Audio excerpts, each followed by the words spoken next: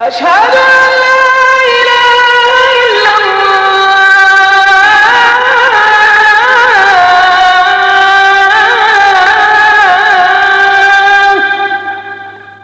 أشهد أن محمدا رسول الله لبيك اللهم لبيك لبيك لا شريك لك لبيك إن الحمد ஹஜ்ஜை பற்றி வரும்போது சூரத்துல் பக்ராவுடைய 196வது வசனத்தில் அல்லாஹ் சொல்கிறான் வஅதிம்முல் ஹஜ்ஜ வல் உம்ரத லில்லாஹ். மூமின்களே, முஸ்லிம்களே, ஹஜ்ஜை உம்ராவை அல்லாஹ்விற்காக முழுமையாக, நிறைவாக, திருப்தியாக, சரியாக, பேணுதலாக செய்யுங்கள். لبيك لا شريك لك لبيك إن الحمد والنعمة لك الملك لا شريك لك. السلام عليكم ورحمة الله وبركاته. الحمد لله نحمده ونستعينه ونستغفره ونعوذ بالله من شرور أنفسنا ومن سيئات أعمالنا. من يهده الله فلا مضل له ومن يضلل فلا هادي له.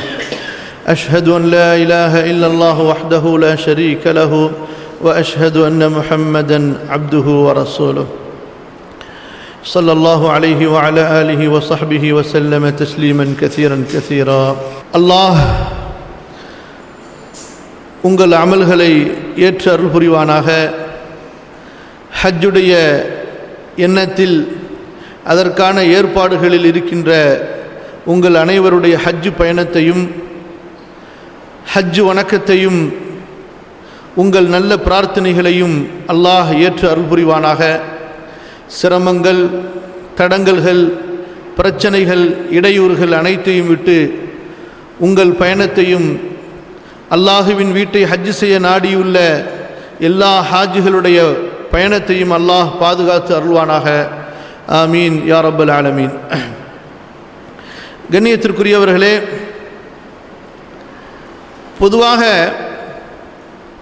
இந்த ஹஜ் உம்ரா வணக்கத்தை எடுத்துக்கொண்டால்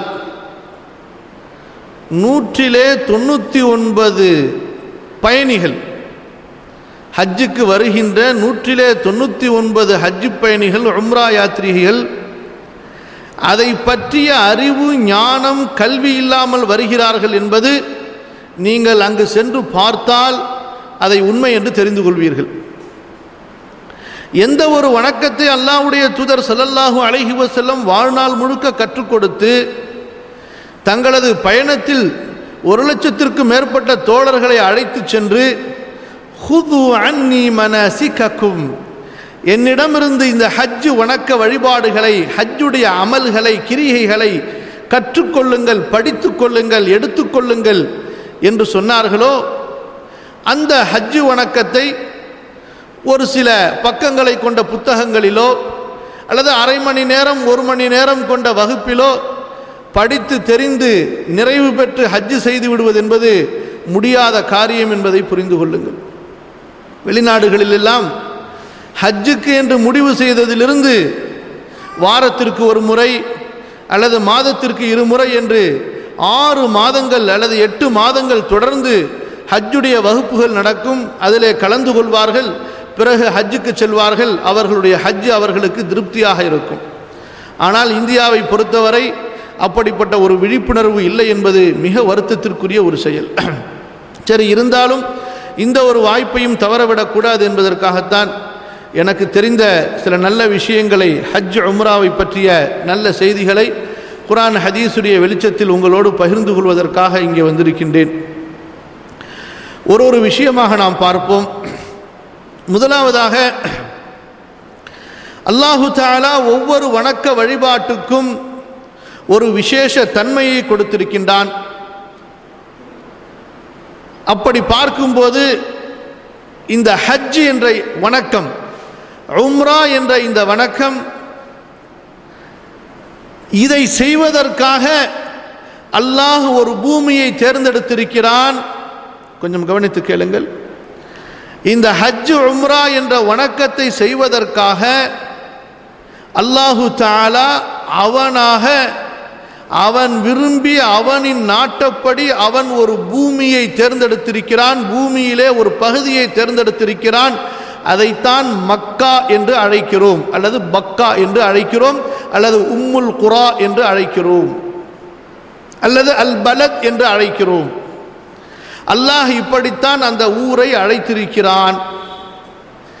இந்த இபாதத்திற்காக தேர்ந்தெடுத்த அந்த ஊரை லா உக்ஸிமு பிஹாதல் பலத், இந்த நகரத்தின் மீது சத்தியம் என்று அல்லாஹ் அந்த நகரத்தின் மகிமையை, கண்ணியத்தை, உயர்வை, மதிப்பை, மரியாதையை அவனுடைய அடியார்களுக்கு வெளிப்படுத்துகிறான். வத்தீனி வஸ்ஸைத்தூனி வதூரி சீனீன வஹாதல் பலதில் அமீன், பாதுகாப்பு பெற்ற, பாதுகாப்பு அளிக்கக்கூடிய, இரண்டு தன்மைகளையும் தன்னிலே கொண்ட, தானும் பாதுகாப்பு பெற்றது, யாராலும் அங்கே அத்துமீற முடியாது, முஸ்லிம் அல்லாதவர்கள் அங்கே நுழைய முடியாது, அத்துமீற முடியாது, போர் தொடுக்க முடியாது, அவ்வளவு பாதுகாப்பு பெற்றது. தஜ்ஜாலால் நுழைய முடியாது, காலராவால் நுழைய முடியாது, பாதுகாப்பு பெற்றது, பாதுகாப்பு அளிக்கக்கூடியது. அல்லாஹ் சொல்கிறான் சூரா ஆல இம்ரானுடைய 96வது வசனம், நீங்கள் ஹஜ்ஜுக்கு செல்வதென்றால் முதலிலே ஹஜ்ஜை பற்றி, காபாவை பற்றி, மக்காவை பற்றி குர்ஆனிலே எந்தெந்த இடங்களில் அல்லாஹ் சொல்லியிருக்கிறான் என்று அந்த வசனங்களையாவது குறைந்தபட்சம் ஒரு நாள் உட்கார்ந்து படித்து சிந்தித்து ஆராய்ந்து அதை உணர்ந்து பாருங்கள். 96வது வசனத்திலே அல்லாஹ் சொல்கிறான் ஆல இம்ரான் சூராவிலே, இன்ன அவ்வல பைத்தின் உதிஅ லின்னாஸி லல்லதீ பிபக்கத முபாரகன் வஹுதல் லில் ஆலமீன் فيه آيات بينات مقام إبراهيم ومن دخله كان آمنا. யார் இந்த மக்காவிற்குள் வருகிறாரோ அவர் பாதுகாப்பு பெற்று விடுகிறார், அவரை யாரும் கைது செய்ய முடியாது. அவர் யாரையாவது கொலை செய்துவிட்டு ஓடி வந்த கொலை குற்றவாளியாக இருந்தாலே தவிர. ومن دخله كان آمنا. கண்ணியத்திற்குரியவர்களே, அந்த புனிதமான ஊரில்தான் இந்த இபாதத்து நிறைவேற்றப்படுகிறது. எனவே நீங்கள் இங்கிருந்து செல்வதற்கு முன்பாகவே நீங்கள் சுற்றுலா செல்லக்கூடிய, சுற்றி பார்க்கக்கூடிய, பொழுதுபோக்கக்கூடிய ஒரு ஊருக்கு செல்லவில்லை, அல்லாஹ் கண்ணியப்படுத்திய ஒரு ஊருக்கு செல்லப் போகிறீர்கள் என்ற மரியாதையை, என்ற மகிமை, மகத்துவத்தை உங்களது உள்ளத்திற்குள் கொண்டு வந்து கொள்ளுங்கள். நான் சொல்வது புரிகிறதா? ஏதோ சிங்கப்பூர் மலேசியாவுக்கு சுற்றி பார்க்க போனோம், அந்த மாதிரி மக்காவுக்கு போனோம் என்று யாரும் நினைத்து விடாதீர்கள். அல்லாஹ் புனிதப்படுத்திய ஒரு ஊருக்கு செல்ல இருக்கிறோம், நபிமார்களுடைய ஊருக்கு செல்ல இருக்கிறோம், அல்லாஹுடைய புனிதமான காபா, அல்லாஹுடைய புனிதமான அல் மஸ்ஜிதுல் ஹராம் இருக்கின்ற ஊருக்கு செல்ல இருக்கிறோம் என்று அந்த ஊருடைய புனிதத்தை, மகத்துவத்தை உள்ளத்திற்கு முதலிலே கொண்டு வந்து கொள்ளுங்கள். இரண்டாவது, இந்த ஹஜ் உம்ரா வணக்கத்தை செய்வதற்கு அந்த ஊரிலே ஒரு குறிப்பிட்ட இடத்தை அல்லாஹ் தேர்ந்தெடுத்திருக்கிறான். அந்த ஊரிலே குறிப்பிட்ட இடத்தை தேர்ந்தெடுத்திருக்கிறான். கஅபத்துல்லாஹ், அல் மஸ்ஜிதுல் ஹராம், சஃபா மர்வா மலைகள், பிறகு மினா, பிறகு அரஃபாத், பிறகு முஸ்தலிஃபா, பிறகு மினா என்று அங்கே புனிதமான, கண்ணியமான நல்ல இடங்களை அல்லாஹ் தேர்ந்தெடுத்து வைத்திருக்கிறான். அங்கேதான் இந்த வணக்கங்கள் நிறைவேற்றப்படுகின்றன. எனவே அந்த இடங்களை பற்றியும் அவற்றின் சிறப்புகளை பற்றியும் நீங்கள் தெரிந்தாக வேண்டும். சரி, பொதுவாக ஹஜ்ஜுக்கு செல்லும் போது மனிதர்களை பொறுத்தவரை தயாரிப்பு என்று எடுத்தால் வெளிப்படையான தயாரிப்புகளை ரொம்ப சரியா பட்டியல் போட்டு செய்வார்கள். ஆனால் அல்லாஹ்வும் ரசூலும் சொன்ன தயாரிப்பை விட்டு விடுவார்கள். அல்லாஹ்வும் ரசூலும் சொன்ன முதல் தயாரிப்பு என்ன? வதஸவது ஃபஇன்ன கைரஸ்ஸாதித் தக்வா. இறை அச்சம், தக்வாவை, அல்லாஹ்வின் பயத்தை கொண்டு வாருங்கள், அதை எடுத்துக்கொள்ளுங்கள். பாவமான காரியங்களை விட்டுவிடுங்கள், அல்லாஹ் தடுத்த பெரும்பாவங்களை விட்டு, சிறுபாவங்களை விட்டு விலகிக் கொள்ளுங்கள். ஹஜ்ஜுக்கு செல்வதற்கு முன்பதாகவே பாவங்களிலிருந்து விலகி இருக்க வேண்டும். அப்போதுதான் ஹஜ்ஜுடைய ருசியை ருசிக்க முடியும். அழுகை வரும், காபாவிலே, தவாஃபிலே, ஏனைய இடங்களிலே கண்களிலிருந்து அழுகை வரும். இதே பாவங்களிலே நீங்கள் உழன்றவர்களாக பாவ கரைகளோடு செல்லும் போது அந்த பாவ எண்ணங்கள் மிகைத்திருந்து அழுகை வராது, உணர்வுகள் வராது, அமல்களிலே ஒரு ஈடுபாடு இருக்காது. ஏதோ 4 பேர் சேர்ந்து சுற்றினாங்க, 5வது ஆளாக நான் சுற்றினேன் என்ற உணர்வுகள் தான் மிச்சம் இருக்குமே தவிர இபாதத்துடைய ஒரு ஆன்மீகம், ஒரு ஈடுபாடு, ஒரு தக்வா, ஒரு பயம், மறுமையின் நினைவுகள், நபிமார்கள் சுற்றிய காபாவாயிற்று, நபிமார்கள் வாழ்ந்த இடமாயிற்று, இங்கே தானே ரசூலுல்லாஹ் வாழ்ந்தார்கள் என்ற சிந்தனைகள் அதுவெல்லாம் சுத்தமாக இருக்காது. உயரமான பில்டிங்குகளையும் வசதியான அறைகளையும் கண்ணை கவரக்கூடிய சாமான்களையும் பார்த்ததற்கு பிறகு கையிலே அள்ளி சென்றிருக்கிற பணங்களை கொண்டு அவற்றையெல்லாம் சேர்த்து மூட்டை கட்டுவோம் என்ற சிந்தனைத்தான் மிச்சம் இருக்குமே தவிர இபாதத்தை சுத்தமாக மறந்து விடுவீர்கள். அல்லாஹ் பாதுகாப்பானாக. ஆகவே முதல் தயாரிப்பு தக்வா. இரண்டாவது, ஹலாலான வருமானம் இருக்கிறதா? லஞ்சம் வாங்கிய பணம், மோசடி செய்த பணம், சொத்துகளிலே பதுக்கிய பணம், இப்படி ஹராமான செல்வமாக இருக்குமேனால் ஹஜ்ஜுக்காக முதல் தல்பியா சொல்லும் போதே வானத்திலிருந்து மலக்கு சொல்லிவிடுவார், லா லப்பைக வலா சதை, உனது தல்பியா ஏற்றுக்கொள்ளவே படவில்லை, போ, எல்லாம் வேஸ்ட். தபரானியுடைய ஹதீஸ், ஹலாலான மாலிலிருந்து ஹலாலான செல்வத்திலிருந்து ஹஜ்ஜு செய்யுங்கள். எவர் ஒருவர் ஹலாலான செல்வத்திலிருந்து ஹஜ்ஜு செய்கிறார் அவர் தல்பியா சொல்லும் போது அப்போது வானத்திலிருந்து அழைப்பு வருகிறது, உனது தல்பியா ஏற்றுக்கொள்ளப்பட்டது, உனது ஹஜ்ஜு ஏற்றுக்கொள்ளப்பட்டது என்று. இல்லை என்றால் உனது ஹஜ்ஜு நிராகரிக்கப்பட்டது என்று அறிவிப்பு செய்யப்படுகிறது. இந்த 2 தயாரிப்புகள் மிக முக்கியமான தயாரிப்புகள். 3வது தயாரிப்புகள் ஹஜ்ஜை பற்றிய, உம்ராவை பற்றிய சட்டங்கள். உம்ரா என்றால் என்ன, அதில் என்னென்ன அமல்கள் இருக்கின்றன, பிறகு ஹஜ்ஜு என்றால் என்ன, அதில் என்னென்ன அமல்கள் இருக்கின்றன. ஏனென்றால் கண்ணியத்திற்குரியவர்களே, அப்போதுதான் அல்லாஹ் ஹஜ்ஜை எப்படி செய்ய வேண்டும் என்று சொன்னானோ அப்படி செய்ய முடியும். ஒவ்வொரு வணக்கத்தை செய்வதற்கும் அல்லாஹு தஆலா ஒரு கட்டளையை சொல்கிறான். ஒவ்வொரு இபாதத்தை பற்றி சொல்லும் போதும் அல்லாஹு தஆலா அதற்கு ஒரு சீகத்துல் அம்ர், ஒரு கட்டளை வினையை சொல்வான். தொழுகையை பற்றி சொல்லும்போது எப்படி சொல்கிறான்? அகீமுஸ் ஸலா, தொழுகையை நிலை நிறுத்துங்கள். இப்போ சாய்ந்திருக்கக்கூடிய ஒரு தூணை நிலை நிறுத்துங்கள் என்றால் என்ன?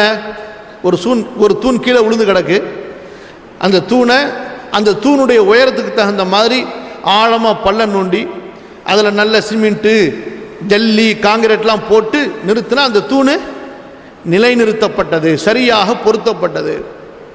இப்போ தொழுகையை பற்றி சொல்லும்போது அல்லாஹ் சொல்கிறான், அகீமுஸ் ஸலா, தொழுகையை நிலைநிறுத்துங்கள்.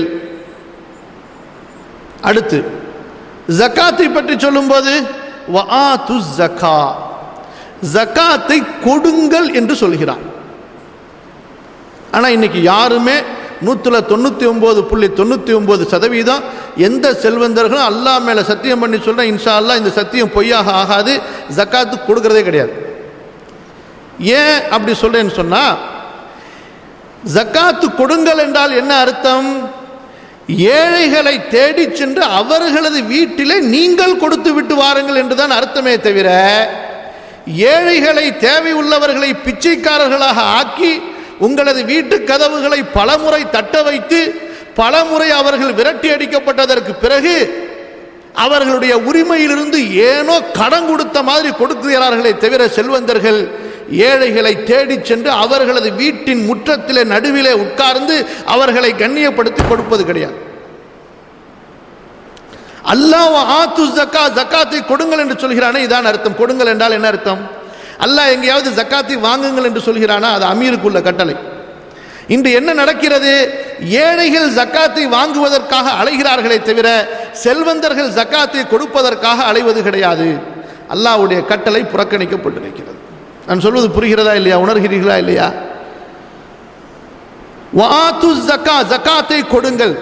உரியவர் கேட்டாலும் கேட்கவில்லை என்றாலும், அவர் எதிர்பார்த்தாலும் எதிர்பார்க்கவில்லை என்றாலும், அவர் உங்களை அறிந்தவராக இருந்தாலும் இல்லை என்றாலும், அவர் உங்களுக்கு பழக்கமானவராக இருந்தாலும் இல்லை என்றாலும், அவரை தேடி சென்று இது உன்னுடைய ஹக்கு, அல்லாஹ் என் மீது விதித்திருக்கிறான், நான் கொண்டு வந்து கொடுத்திருக்கிறேன், ஏற்றுக்கொள் என்று இவர் கெஞ்ச வேண்டும். ஆனால் நடப்பது என்ன? நடப்பது என்ன? ஏழைகள் கெஞ்சிக் கொண்டிருக்கிறார்கள். பணக்காரர்கள் கதவுகளை சார்த்திவிட்டு வாசலிலே செக்யூரிட்டிகளை நிறுத்திவிட்டு இப்போது இல்லை அப்போது இல்லை, ஃபார்ம் கொடுத்து விட்டு போ, அது கொடுத்து விட்டு போ, பார்க்கலாம் என்று சொல்லிக் கொண்டிருக்கிறார்கள். ஜக்காத்தாக ஒரு காலம் ஆகாது. சரி, அடுத்ததுக்கு போவோம்.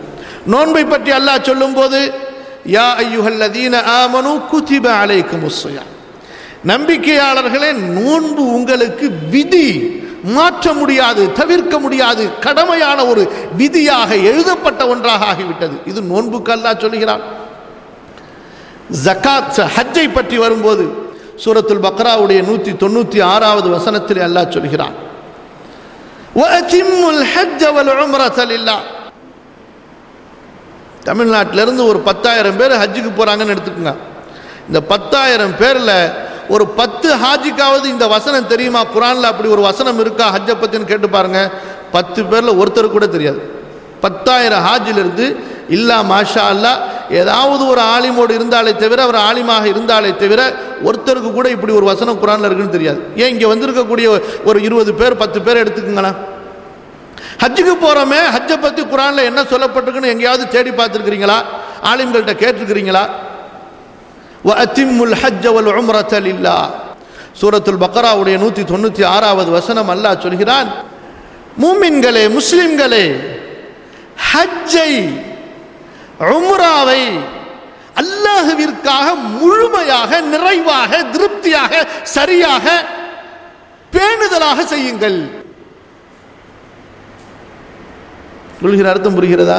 வஅதிம்முல் ஹஜ்ஜ வல் உம்ரத லில்லாஹ், ஹஜ்ஜை, உம்ராவை அல்லாஹ்விற்காக முழுமையாக, நிறைவாக, திருப்தியாக, சரியாக, முறையாக, பேணுதலாக செய்யுங்கள். வஅதிம்மு என்பதற்கு அவ்வளவு அர்த்தம். யாருக்காக? லில்லாஹி, அல்லாஹ்விற்காக. ஹாஜின்னு பேர் போட்டுக்கிறதுக்காக வேண்டி கிடையாது. சில பேரை நீங்கள் பார்த்தீங்கன்னு வச்சுங்களேன், அங்கே போன உடனே இது உங்களுக்கு எத்தனாவது ஹஜ்ஜி அப்படின்னு கேட்பாங்க. இது உங்களுக்கு, அப்போதான் அவர் கேட்பாராம், இவர் உங்களுக்கு எத்தனாவது ஹஜ்ஜின்னு. நானும் 10 வருஷமாக செஞ்சுக்கிட்டு இருக்கேன் ஹஜ்ஜி அப்படிம்பாரு. முடிஞ்சு போச்சு, அவ்வளோதான், குப்பை. நேராக நரகத்துக்கு தான் போகணும். கண்ணை மூடுன்னு அடுத்து எங்கே தான் போகணும்? அல்லாஹ் அக்பர். மன் அமில அமலன் அஷ்ரக மஇ கைரி தரக்துஹு வ அமலஹு.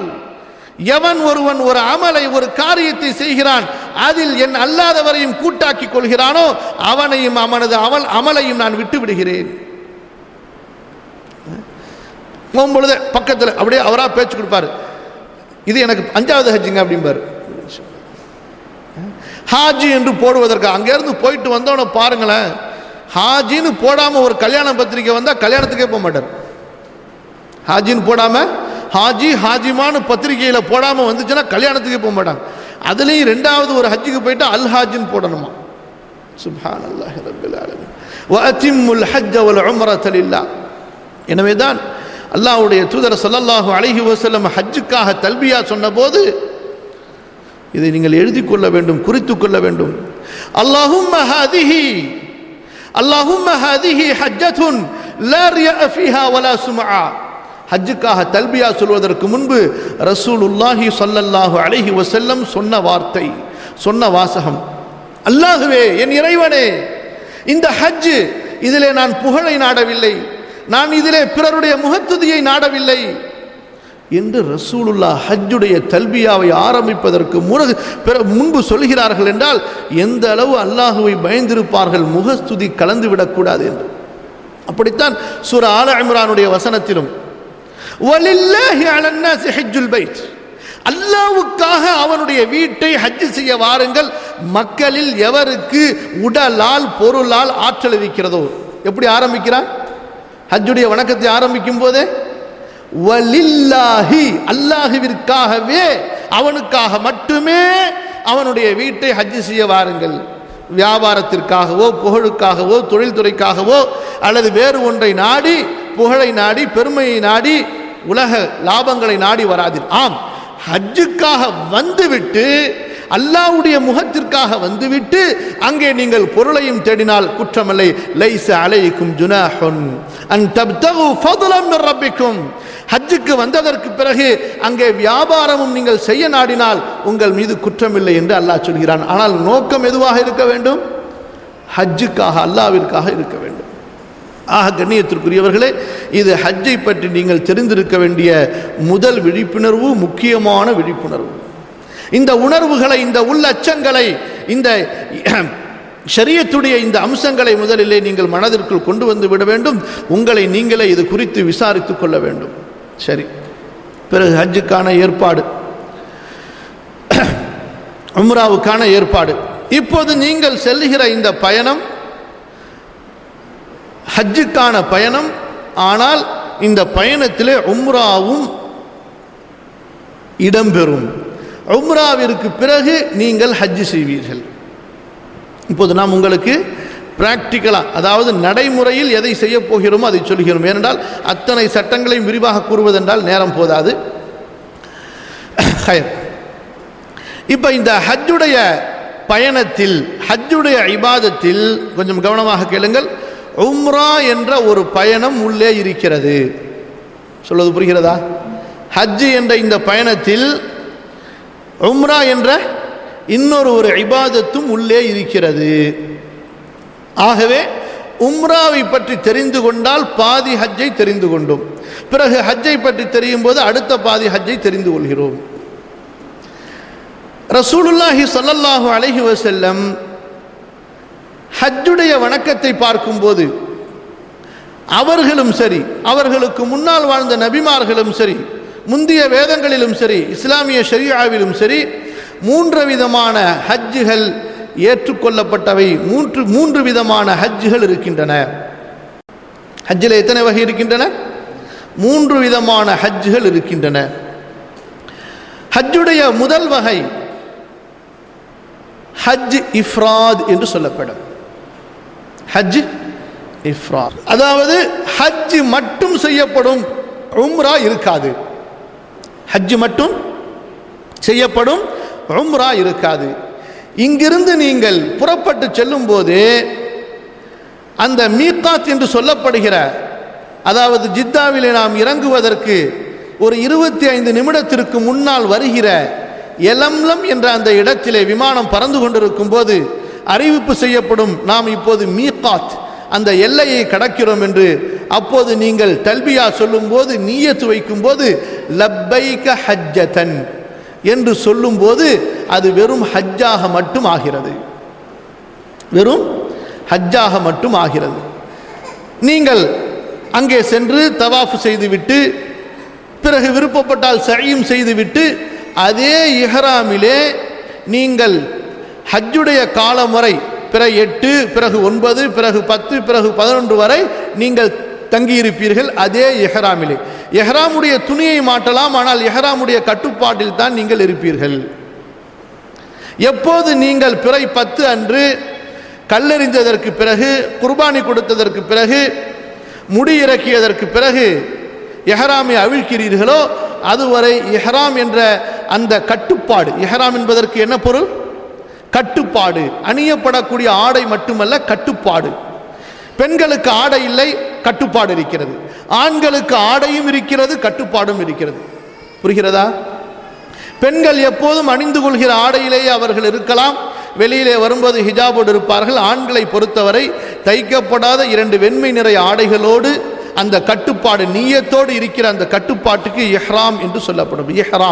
இஹ்ராம் என்றால் ஹராமாக்கி கொள்ளுதல், தடுத்து கொள்ளுதல். இப்போ நாம் அல்லாஹு அக்பர் என்று தொழுகையிலே தக்பீர் கட்டுவதற்கு என்ன பெயர் சொல்லப்படுகிறது? தக்பீரத்துல் இஹ்ராம் அல்லது தக்பீரத்து தஹரீம். ஏனென்றால் இந்த அல்லாஹு அக்பர் என்று சொன்னதற்கு பிறகு பல விஷயங்கள் நமக்கு ஹராமாக தடுக்கப்பட்டவையாக ஆகிவிடுகின்றன. அங்கே இங்கே பார்க்க முடியாது, பேச முடியாது, சாப்பிட முடியாது, நமக்கு விருப்பத்திற்கு ஏற்ப எதையும் நாம் செய்ய முடியாது. அப்படித்தான் லப்பைக ஹஜ்ஜதன் என்று அந்த மீகாத்திலே நியத்தோடு சொல்லும் போது இஹ்ராம் என்ற அந்த கட்டுப்பாட்டுக்குள் வந்து விடுகிறோம். இதைத்தான் இஹ்ராம் என்று சொல்லப்படும். ஆண்களுக்கு உடையும் இருக்க வேண்டும், பெண்களுக்கு குறிப்பிட்ட உடை இல்லை. புரிகிறதா? அப்ப எந்த ஒரு இஹ்ராமிலே ஹஜ் மட்டும் செய்யப்படுகிறதோ அந்த ஹஜ்ஜுக்கு என்ன பெயர் சொல்லப்படும்? என்ன பெயர் சொல்லப்படும்? ஹஜ்ஜுல் இஃப்ராத். அல் இஃப்ராத், இஃப்ராத் என்று சொல்லப்படும். ஃபர்துன் அதிலிருந்து வந்த வார்த்தை இஃப்ராத், மேக் சிங்கிள், ஒன்றை மட்டும் ஆக்குங்கள், அதாவது ஹஜ்ஜை மட்டும் ஆக்குங்கள், ஹஜ்ஜுல் இஃப்ராத் என்று சொல்லப்படும். புரியுதா? உம்ரா இருக்காது இந்த பயணத்திலே. ஒரே ஒரு விசேஷம் என்ன? இந்த ஹஜ் இஃப்ராது செய்பவர்கள் குர்பானி கொடுக்க வேண்டிய கட்டாயம் இல்லை என்று மன்னிக்கப்பட்டவர்கள். அதனால குர்பானி கொடுக்கிறதுக்கு கஞ்சத்தனமா உள்ள பலர் இதை செய்வார்கள். செய்யலாம், அதாவது மக்காவாசிகளுக்கு ஹஜ்ஜுல் இஃப்ராத். ஆனால் இந்தியாவிலிருந்து போறவங்க வசதி உள்ளவர்கள் கூட இந்த ஹஜ்ஜுல் இஃப்ராதை நாடுவதற்கு என்ன காரணம் என்னவென்றால், உண்மையிலேயே ஒரு இபாதத்துங்கிற அடிப்படையில் இதுவும் ஒரு இபாதத்து, நான் செய்கிறேங்கிற அடிப்படையில் செஞ்சால் அல்லாஹ் அறிஞ்சவன். ஆனால் பல பேரை விசாரித்து பார்க்கும்போது, நான் போன வருஷம் ஹஜ்ஜி தமத்து செஞ்சிட்டேன்ல, குர்பானி கொடுத்துட்டேன்ல, ஒரு 450 ரியால் மிச்சமாக போகும்ல, அதனால ஹஜ்ஜி இஃப்ராது செஞ்சேன். உண்மையிலேயே ஏழையாக வறியவராக இருந்தால் வேறு விஷயம், அல்லாஹ் உள்ளங்களை அறிந்தவன். ஆனால் காசை கருமித்தனம் பண்ணி தங்க நகை வாங்கிட்டு வர்றதுக்காண்டி செஞ்சிருந்தா அல்லாஹ் அறிந்தவன். அதற்குரிய கூலியை அதற்கு ஏற்பத்தான் அல்லாஹ் கொடுப்பான். அப்போ இதில் குர்பானி மன்னிக்கப்பட்டது, ஹஜ் இஃப்ராதில் குர்பானி இல்லை. சரி, இரண்டாவது ஹஜ், ஹஜ்ஜினுடைய இரண்டாவது ஒரு வகை. இந்த ஹஜ்ஜை ரசூலுல்லாஹி ஸல்லல்லாஹு அலைஹி வஸல்லம் செய்தார்கள். ஆனால் பிறகு இதைவிட நான் வேறு ஒரு வகை அடுத்து நாம் சொல்ல போகிறோமே இன்ஷா அல்லாஹ், அந்த வகையை ரசூல் ஸல்லல்லாஹு அலைஹி வஸல்லம் விரும்பினார்கள். இரண்டாவது வகை என்ன? ஹஜ் அல் கிரான். சொல்லுங்கள், ஹஜ் அல் கிரான். அல் கிரான், கரண யக்ரினு, அதில் முகாரண யுகாரினு, கிரானன், ஒன்றை ஒன்றோடு சேர்த்து செய்தல். அதாவது ஹஜ்ஜையும் உம்ராவையும் ஒரே இஹ்ராமில் செய்தல். நீங்கள் விமானத்திலே பறக்கும்போது எலம்லம் என்ற, நான் திரும்ப திரும்ப ஒரு பெயரை சொல்வதற்கு காரணம் என்னவென்றால், அது உங்களது மனதிலே பதிய வேண்டும் என்பதற்காக. என்னடா இந்த அஜர்த்து உட்கார்ந்து அறுத்துக்கிட்டு இருக்காருன்னு நினச்சிடாதீங்க.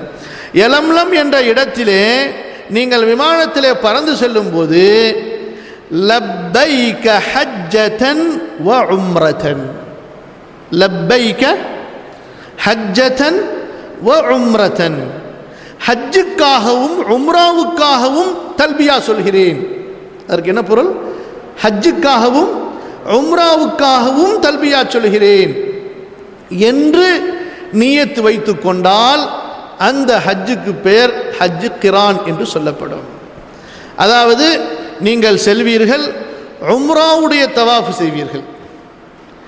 இஃப்ராதிலே செய்யும்போது அது தவாஃபுல் குதூம் என்று சொல்லப்படும். இப்போது நீங்கள் செய்யும்போது இந்த தவாஃபுக்கு என்ன பெயர்? தவாஃபுல் உம்ரா, உம்ராவுடைய தவாஃப் என்று சொல்லப்படும். உம்ராவுடைய தவாஃபை செய்துவிட்டு, கவனித்து கேளுங்கள், அடுத்து சை செய்வதாக இருந்தால் சையும் செய்து கொள்ளலாம். செய்துவிட்டு இஹ்ராமை களையாமல், புரிகிறதா?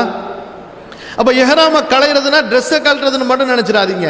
அந்த இஹ்ராம் என்ற அந்த கட்டுப்பாட்டிலிருந்து நீங்கள் வெளியேறாமல், ஏனென்றால் இஹ்ராமுடைய ஆடையை எத்தனை தடவை வேணாலும் நீங்கள் மாற்றலாம்.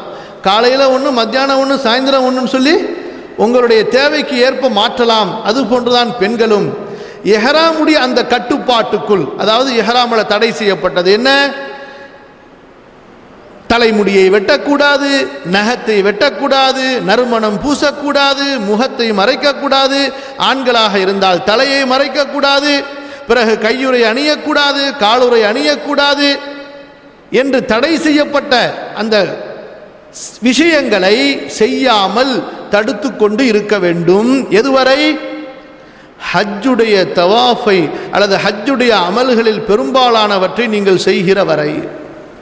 பிற 10 அன்று கல்லெறிந்து குர்பானி கொடுக்கிற வரை அல்லது கல்லெறிந்து முடியெடுக்கிற வரை அந்த இஹ்ராம் என்ற கட்டுப்பாட்டிற்குள் தான் நீங்கள் இருக்க வேண்டும். சொல்வது புரிகிறதா தெளிவாக? இதற்கு என்ன பெயர்? ஹஜ்ஜுல் கிரான். ஹஜ்ஜுல் கிரான், அல் கிரான் வகையை சேர்ந்த ஹஜ். என்ன அர்த்தம் அதற்கு? அல் கிரான் என்பதற்கு என்ன அர்த்தம்? ஹஜ்ஜையும் உம்ராவையும் சேர்த்து ஒரே இஹ்ராமில் செய்வது. சரியா? அடுத்த வகை, ஹஜ்ஜையும் உம்ராவையும் தனித்தனி இஹ்ராமில் செய்வது. ஹஜ்ஜையும் உம்ராவையும் தனித்தனி இஹ்ராமில் செய்வது. நீங்கள் இஹ்ராமுடைய அந்த எல்லை மீகாத்தை கடக்கும்போது லப்பைக உம்ரதன் சொல்லுங்கள், லப்பைக உம்ரதன் என்று மட்டுமோ அல்லது லப்பைக உம்ரதன் முத்தமத்திஅன் பிஹா இலல் ஹஜ்ஜி, உம்ரா செய்து ஹஜ் வரை நான் இஹ்ராமிலிருந்து தவிர்ந்திருப்பேன், தமத்து பயன் பெற்று கொண்டிருப்பேன், அல்லாஹ் அனுமதித்த சுகத்தை அடைந்து கொண்டிருப்பேன் என்ற எண்ணத்தில் லப்பைக உம்ரதன் முத்தமத்திஅன் பிஹா இலல் ஹஜ்ஜி என்று நீங்கள் தல்பியா சொல்லி மக்காவிற்கு சென்று ஒரு தவாஃப் செய்து, அதாவது 7 சுற்றுகள் கொண்ட ஒரு தவாஃப் செய்து, பிறகு சஃபாவிலிருந்து மர்வா, மர்வாவிலிருந்து சஃபா என்று 7 முறை, சஃபாவிலிருந்து மர்வா ஒரு முறை, மர்வாவிலிருந்து சஃபா 2வது முறை என்று 7வது முறையை மர்வாவிலே முடித்து, ஆண்களாக இருந்து ஹஜ்ஜுடைய நாள் நெருக்கமாக இருந்தால் தலைமுடியை கொஞ்சம் குறைத்து கொண்டு, அல்லது ஹஜ்ஜுடைய நாளுக்கு இன்னும் 1 மாதம் 1.5 மாதங்களுக்கு மேலே இருக்கிறது என்றால் தலைமுடியை முற்றிலுமாக சிரைத்து கொண்டு மொட்டையடித்து கொண்டு, பெண்கள் எப்போதுமே விரலின் ஒரு நுனி அளவு மட்டும் தங்களது தலைமுடியை எடுத்துவிட்டு இஹ்ராமிலிருந்து வெளியேறி விடுவது. தடுக்கப்பட்ட அனைத்தும் அவர்களுக்கு ஹலால் ஆகிவிடும். மனைவியோடு சேரலாம், நறுமணம் பூசலாம். புரிகிறதா? தடுக்கப்பட்ட இஹ்ராமிலே தடுக்கப்பட்டவை அவங்களுக்கு ஹலால் ஆகிவிடும். உம்ராவை முடித்துவிட்டு பிறகு மக்காவிலேயே தங்கி இருப்பார்கள். எதை எதிர்பார்த்து? இப்படித்தான் ஒரு தடவை கேட்கும்போது ஒரு ஹாஜி சொன்னார், வீட்டுக்கு எப்போ போகிறதுன்னு எதிர்பார்த்துட்டார். என்ன சொன்னார்? வீட்டுக்கு போகிறதை எதிர்பார்த்துனார். அவர் நினச்சிக்கிட்டாரு முடிஞ்சு போச்சு கதை. எதை எதிர்பார்த்து நாம் இருப்போம்? ஹஜ்ஜை எதிர்பார்த்து. அதாவது இன்னும் கொஞ்சம் டீப்பா சொல்லுங்க, அதை ஆழமா சொல்லுங்க. துல்ஹஜ் மாதத்தின் பிற 8ஐ எதிர்பார்த்து, துல்ஹஜ் மாதத்தினுடைய பிற 8ஐ எதிர்பார்த்து ஹஜ்ஜுடைய இஹ்ராமை அப்போது அணிவார் அல்லவா, அப்போது சொல்வார் அல்லவா, அந்த துல்ஹஜ் பிற 8 எப்போ வரும், அந்த காலை எப்போ வரும் என்று அந்த எதிர்பார்ப்பிலேயே இருப்பார். புரிகிறதா? அப்ப துல்ஹஜ் பிறை 8 அவர் மீண்டும் ஹஜ்ஜுக்காக இஹ்ராம் அணிந்து, அதாவது இஹ்ராமுடைய கட்டுப்பாட்டுக்குள் வந்து ஹஜ்ஜுடைய அமல்களை தொடங்குவார். ஆண்களாக இருந்தால் ஆடையும் அவசியம், பெண்களாக இருந்தால் இஹ்ராமுக்கு என்று உள்ள தனியான தைக்கப்படாத வெள்ளை நிற ஆடைகள் அவர்களுக்கு அவசியமில்லை. அவர்கள் எப்போதும் அணிகிற ஹிஜாபுடைய புர்காவுடைய பேணுதலான ஆடையை அணிந்து கொள்வார்கள். புரிஞ்சுச்சா? இப்போ உங்களுக்கு ஒரு உம்ராங்கிற வணக்கமே முடிஞ்சு போச்சு. இப்போ ஹஜ்ஜுக்கு வந்துட்டோமா? இப்போ ஹஜ்ஜுக்கு போயிடுவோமா, உம்ராவுக்கு போவோமா? ஹஜ்ஜுக்கு போயிடுவோமா? இல்லையே, உம்ராக்குள்ளார இன்னும் விஷயம் இருக்க. கொஞ்சம் இதை அப்படியே கொஞ்சம் பெருசாக்கி பார்ப்போம். இங்கே அப்படியே நின்று கொள்ளுங்க. எங்கே நின்று கொள்ளுங்க? எங்கே நிற்கணும்? பிற 8 துல்ஹஜ்ஜில் வந்து நிறுத்திக்குங்க. அங்கே நின்றுட்டு அப்படியே நிப்பாட்டிட்டு திரும்ப இப்போ நம்ம போவோம். சரியா? உம்ரா சொல்லுங்க. உம்ரா என்றால் என்ன அப்படின்னு சொன்னால், இப்போ அதுக்கு முன்னாடி உள்ள ஒரு சில ஒழுக்கங்கள். இப்போ நம்ம விமானத்தில் போகும் பொழுது குளிக்க முடியுமா? அங்கே போய் உம்ராவுக்கு முன்னாடி செய்ய வேண்டிய தயாரிப்புகளெல்லாம் செய்ய முடியுமா? இருக்கிறது ஒரு பாத்ரூம். அதுவும் இந்தியாவிலேருந்து போகிற ஹஜ் ஃப்ளைட்டில் சவுதி அரசாங்கம் அந்த டாய்லெட்டையே பூட்டுற அளவுக்கு இந்த ஹாஜிகள் நாசம் பண்ணி வச்சிடுறாங்க. ஏன்னா சட்டம் தெரியல, ஒழுக்கம் தெரியல, பயண ஒழுக்கங்கள் தெரியல. அல்லாஹ் தான் மன்னிக்கணும். அப்போ உம்ரா என்ற இந்த வணக்கத்தை நீங்கள் நாடி அந்த பயண நாளுக்கு முன்னாடியே நம்ம விமானத்தில் போகிறோம் என்ற காரணத்தினால நிர்பந்தம். ரசூல் ஸல்லல்லாஹு அலைஹி வஸல்லம் உடைய காலமாக இருந்துச்சுன்னா, அல்லது தரையில் போகிற காலமாக இருந்துச்சுன்னு சொன்னால், அங்கே போய் எலம்லம்ல இறங்கி அங்கே உள்ள பள்ளிவாசலில் குளிச்சுட்டு சுத்தம் பண்ண வேண்டியதெல்லாம் சுத்தம் பண்ணிவிட்டு அதுக்கப்புறமா போட்டுக்கிட்டு தல்பியா போட்டுட்டு ரொம்ப ராகத்தாக போகலாம். ஆனால் அது முடியுமா? விமான பயணங்களில் முடியாது. அப்போ என்ன செய்யணும்? இஹ்ராமுக்கு முன்பாகவே வீட்டிலேயே குளித்துக் கொள்வது. பெண்கள் அவர்களுடைய மாத உதிரப்போக்கில் இருந்தாலும் சரி குளித்துக் கொள்வது, நிஃபாஸில் இருந்தாலும் குளித்துக் கொள்வது. குளித்து சுத்தமாகி எப்போதும் ஒரு முஸ்லீம் களைய வேண்டிய முடிகளை எல்லாம் களைந்து விட்டு, கவனித்து கேளுங்க, எப்போதும் களைய வேண்டிய முடிகளை என்று சொல்கிறோம். சில அநியாயக்காரர்கள் என்ன தெரியுமா செய்கிறார்கள்? சில அட்டூழியம் செய்யக்கூடியவர்கள் என்ன தெரியுமா செய்கிறாங்க? தாடியை சிரைச்சிக்கிட்டு இஹ்ராம் ஆரம்பிக்கிறாங்க. இது என்ன? இது அக்கிரமத்தில் பெரிய அக்கிரமம். அல்லாஹ்வும் ரசூல் ஸல்லல்லாஹு அலைஹி வஸல்லம் அவர்களும் மீசையை கத்தரித்துக் கொள்ளுங்கள், உங்களுடைய மறைந்திருக்கக்கூடிய முடிகளை நீங்கள் களைந்து கொள்ளுங்கள் என்று சொன்னார்களே தவிர, ஹஜ்ஜுக்கு முன்னாடி என்ன செய்கிறாங்க? பல ஹாஜிகள் என்ன செய்கிறாங்க? 10 நாளைக்கு ஷேவிங் பண்ண முடியாதுன்னு நல்லா வலிச்சு டபுள் கட்டையை போட்டு ரிவர்ஸில் ஷேவிங் பண்ணிட்டு போகிறாங்க. இவங்க தயவுசெய்து ஹஜ்ஜுக்கு போகாமல் இருக்கிறது நல்லது. அல்லாஹ்வுக்கும் அல்லாஹ்வுடைய ரசூலுக்கும் பகைமையை, எதிர்ப்பை பிரகடனப்படுத்திவிட்டு ஹஜ்ஜை ஆரம்பிக்கிறார். அல்லாஹ் பாதுகாக்க வேண்டும். சரி, அப்ப செய்து கொண்டு உடலிலே நறுமணம் பூசிக்கொள்வது. நான் சொல்கிற ஒவ்வொரு வார்த்தைகளையும் பதிய வைத்துக் கொள்ள வேண்டும். நறுமணம் எங்கே பூசுவது? உடலிலே பூசுவது, இஹ்ராமுடைய ஆடையில் அல்ல. ஆண்களுடைய நறுமணம் வெளியிலே வீசும்படியாகவும் இருக்கலாம், ஆனால் பெண்கள் பூசக்கூடிய நறுமணம் வெளியில் வீசும்படியாக, தன்னை விட்டு அது கடக்கும்படியாக இருக்கக்கூடாது. அப்ப ஆண்கள் தைக்கப்படாத 2 வெள்ளை துணிகள், அப்போ அந்த இஹ்ராமுடைய ட்ரெஸ்ஸை ரெடியாக எடுத்து வச்சுக்கணும். ஒன்று வீட்டிலிருந்து அணிந்து கொள்ளுதல், அல்லது விமான நிலையம் சென்றதற்கு பிறகு அணிந்தல், அல்லது விமானத்தில் உட்கார்ந்த உடனேயே போய் அணிந்து கொள்ளுதல். முன்கூட்டியே இந்த தயாரிப்பில் இருக்கணும். ஏன்னா விமானம் பறக்கும் பொழுது அந்த 25 நிமிஷத்துக்கு முன்னாடி ஏறக்குறைய 3லிருந்து மேக்சிமம் 5 நிமிடங்கள் தான் எலம்லம் என்ற அந்த பகுதியில் பறக்கும். அதை தாண்டிட்டா மீகாத்து தாண்டிடும், அப்புறம் பெரிய குற்றத்திற்கு ஆளாகி விடுவோம். அப்போ ஆண்கள் தங்களுடைய அந்த ஆடைகளை அணிந்து தயார் நிலையிலே இருக்க வேண்டும். சொல்வது புரிகிறதா? நகங்களை எல்லாம் வெட்டி, முடிகளை எல்லாம் களைந்து, உடலுக்கு நறுமணம் பூசி அந்த ஆடையை அணிந்து கொண்டிருத்தல். இது இஹ்ராமுடைய ஆடை அணிதல் என்று சொல்லப்படுமே தவிர இது இஹ்ராமாக ஆகாது. புரிகிறதா? ஓகே. எப்ப நீங்கள் மீகாத்திற்கு அந்த விமானம் நேராக பறக்கிறதோ, அங்கே விமான ஓட்டி பைலட் அறிவிப்பு செய்வார், விமானம் இப்போது மீகாத்திலே பறக்கிறது என்று. அப்போது நீங்கள் இந்த 3வது சொன்னோம் அல்லவா, ஹஜ் தமத்து, அதற்குரிய நியத்து செய்ய வேண்டும். புரிகிறதா? ஹஜ்ஜுக்கு செல்வதற்காக நீங்கள் இருக்கின்ற காரணத்தால் வேற மாசத்துல நீங்க போனா லப்பைக்க உம்ரத்தன் மட்டும் சொல்ல வேண்டும். ஏன் இந்த 3வது ஹஜ்ஜை நீங்கள் செய்ய வேண்டும் என்றால், இதைத்தான் ரசூலுல்லாஹி ஸல்லல்லாஹு அலைஹி வஸல்லம் விரும்பினார்கள், செய்ய சொன்னார்கள்.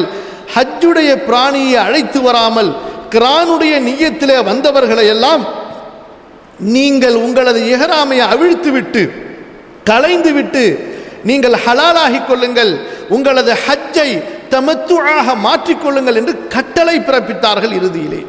எனவே வெளிநாட்டிலிருந்து வரக்கூடிய ஹஜ்ஜு பயணிகள் ஹஜ்ஜு தமத்து செய்வதுதான் ஏற்றமானது, சிறந்தது. குர்பானி கொடுப்பதற்கு அவர்களுக்கு வசதி இல்லை என்றால் அவர்கள் 10 நோன்புகள் நோற்றுக்கொள்ளட்டும். புரிகிறதா? 3 நோன்புகள் ஹஜ்ஜுடைய காலத்திலும் 7 நோன்புகள் ஹஜ்ஜு முடிந்ததற்கு பிறகும் மக்காவிலே தங்கியிருக்கும் போதோ அல்லது வீட்டிற்கு வந்ததற்கு பிறகோ செய்து கொள்ளலாம். 10 நோன்புகள் நோற்றுக்கொள்ளலாம். ஆனால் சிறப்பு என்ன? சிறப்பு என்ன? ஹஜ்ஜு தமத்து செய்வது. புரியுதுங்களா? வசதி இருந்தால் குர்பானி தான் கொடுக்கணும், கட்டாயமாயிருச்சு. வசதி இல்லாதவர்கள் ஆப்ஷன் கிடையாது. இது இந்த குர்பானி கொடுக்கிறது விருப்பப்பட்டா குர்பானி கொடுத்துக்குங்க, விருப்பப்பட்டா நோன்பு வைங்கன்னு கிடையாது. குர்பானி தான் கொடுக்கணும். குர்பானி கொடுக்க வசதி இல்லை என்றால், அதாவது காசு இல்லை, பணம் இல்லை என்றால் நோன்பு வைத்துக் கொள்வது. சிறப்பு என்ன? ஹஜ்ஜி இஃப்ராதோ கிரானுக்கோ போகாம எது செய்யறது? ஹஜ்ஜு தமத்து செய்வதுதான் சிறப்பு, ஏற்றமானது, உகந்தது, அவசியமானது. புரியுதுங்களா? இப்ப ஹஜ்ஜு தமத்துல குர்பானி செய்யறது கட்டாயம். முடியலன்னா ஆப்ஷன் உங்களுக்கு அனுமதிக்கப்பட்டிருக்கிறது. உங்களுக்கு பரிகாரம் என்ன? எத்தனை மறந்துட்டு போயிடாதீங்க, போச்சுரா. 10 நோன்பு வைக்கணும். தில்க அஷரத்துன் காமிலா, 10 நோன்பு வைக்கணும். 3 நோன்பு ஹஜ்ஜு செய்யும் போது வச்சுக்கோங்க. 7 நோன்பு ஹஜ்ஜிலேயே வச்சுக்க. ஹஜ்ஜு முடிச்சவனை வச்சுக்கலாம், வீட்டுக்கு வந்தவனை வைத்துக்கொள்ளலாம். சட்டம் தெளிவாக புரிஞ்சுட்டு போயிடணும். திரும்ப இங்கேருந்து போனால் ஒரு புக்கை தேடக்கூடாது, நீங்கள் ஒரு ஆலிம்சாவை தேடக்கூடாது. சரியா? மனசில் பதிய வச்சுக்கிட்டு போயிடணும். ஏன்னா அங்கே ஃபத்வா கொடுக்குறதுன்னு நிறைய பேர் இருப்பாங்க. ஃப்ரீ ஃபத்வா ஹரம் ஷரீஃபில் இருப்பாங்க. அது அல்ஹம்துலில்லாஹி ரப்பில் ஆலமீன், அல்லாஹ்வுடைய கிருபையில் சட்டப்பூர்வமான ஆதாரப்பூர்வமான ஃபத்வாவாக இருக்கும். ஆனால் பார்த்தீங்கன்னு சொன்னால் போகிற வரவரெலாம் ஒரு ஹஜ்ஜு செஞ்சுட்டாருன்னா அவரும் ஹஜ்ஜில் முஃப்தி ஆகிடுவார். எப்படி? ஒரு ஹஜ்ஜு செஞ்சுட்டு வந்தார்னா அவரும் ஹஜ்ஜில் முஃப்தி ஆகிடுவார். அவரும் சொல்லிக்கிட்டே இருப்பார், சட்டத்தை பார்க்கணுமே. சுப்ஹான் அல்லாஹி ரப்பில் ஆலமீன். அதனால் கவனமாக இருக்கணும். சரி, இப்போ நீங்கள் லப்பைக உம்ரதன் முத்தமத்திஅன் பிஹா இலல் ஹஜ்ஜி என்று விமானம் பறக்கும் பொழுது தல்பியாவை ஆரம்பிப்பீர்கள். புரியுதா? ஓகே. இப்போ நீங்கள் இதை சொன்ன உடனே இஹ்ராமிற்குள் சென்று விட்டீர்கள். இஹ்ராமிற்குள் சென்று விட்டீர்கள். ஆண்களாக இருந்தாலும் சரி, பெண்களாக இருந்தாலும் சரி, பெண்கள் அவர்களுடைய மாத அல்லது பிரசவ உதிரப்போக்கில் இருந்தாலும் சரி, இதை சொன்ன உடனே இஹ்ராமுக்குள்ளார அவங்க போயிட்டாங்க. அப்போ இஹ்ராமுக்கு பிறகு தடுக்கப்பட்ட காரியங்களை விட்டு அவர்கள் விலகி இருத்தல் வேண்டும். அது என்னென்ன பின்னாடி இன்ஷா அல்லாஹ் சொல்லுவோம். உங்களுக்கு இந்த ஹஜ் உம்ரா வழிகாட்டின்னு சொல்லி தமிழில் ஒரு 5வது வயசில் 5 வயசு பிள்ளைக்கு எழுதுகிற மாதிரி உங்களுக்கு விவரமாக எழுதப்பட்டிருக்கு.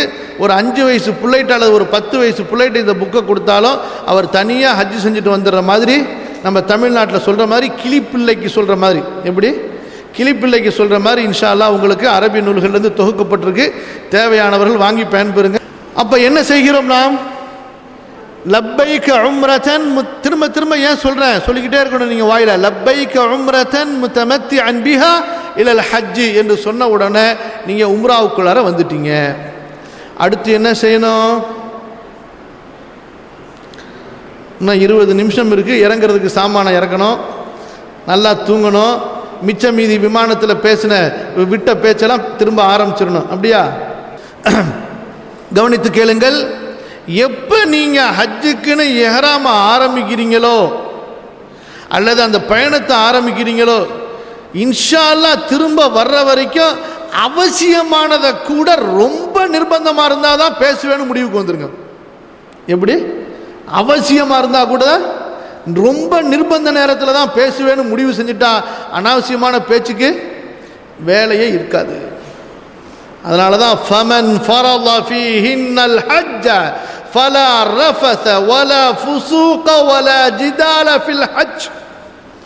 யார் ஹஜ்ஜை கடமையாக்கி கொள்கிறாரோ ஆபாசமாக அசிங்கமாக பேசிவிட வேண்டாம், பாவமாக பேசிவிட வேண்டாம், சண்டை சச்சரவுகளிலே தர்க்கங்களிலே ஈடுபட்டு விட வேண்டாம் என்று விசேஷமாக ஹஜ்ஜுக்கு அல்லாஹ் சொல்கிறான். அப்போ வீண் பேச்செல்லாம் தவிர்த்துட்டு பயணத்துக்குண்டான துவாக்களை எல்லாம் நீங்கள் எடுத்துக்கொண்டு, முடிந்தால் துவாவுடைய கிதாபு, பிரார்த்தனைன்னு ஒரு கிதாப் இருக்குது, துவான்னு ஒரு கிதாப் இருக்குது, அதை வைத்துக்கொண்டு ஓதிக்கிட்டே இருங்க. எப்போ நீங்கள் இந்த தல்பியாவை லப்பைக உம்ரதன் முத்தமத்திஅன் பிஹா இலல் ஹஜ்ஜின்னு சொல்கிறீங்களோ, அதற்கு அடுத்து நீங்கள் மக்காவிலே சென்று அறையிலே உங்களது சாமான்களை இறக்கி வைத்து விட்டு அல்லாஹுடைய மஸ்ஜிதாகிய அல் மஸ்ஜிதுல் ஹராமிற்கு வந்து பிறகு காபத்துல்லாவிலிருந்து தவாஃபை ஆரம்பிக்கிற வரை கத்த வேண்டும், கதற வேண்டும். எதை கூறி? தல்பியாவை கூறி. லப்பைக் அல்லாஹும்ம லப்பைக் லப்பைக் லா ஷரீக லக லப்பைக் இன்னல் ஹம்த வன் நிஅமத லக வல் முல்க் லா ஷரீக லக். எத்தனை பேருக்கு மனப்பாடம்? எத்தனை பேருக்கு மனப்பாடம் இல்லை? மனப்பாடம் இல்லாதவர்கள் உடனடியாக முதல்ல இதை மனப்பாடம் செய்யுங்க. மண்டையை முட்டி முட்டி மனப்பாடம் செஞ்சு கொள்ளுங்க.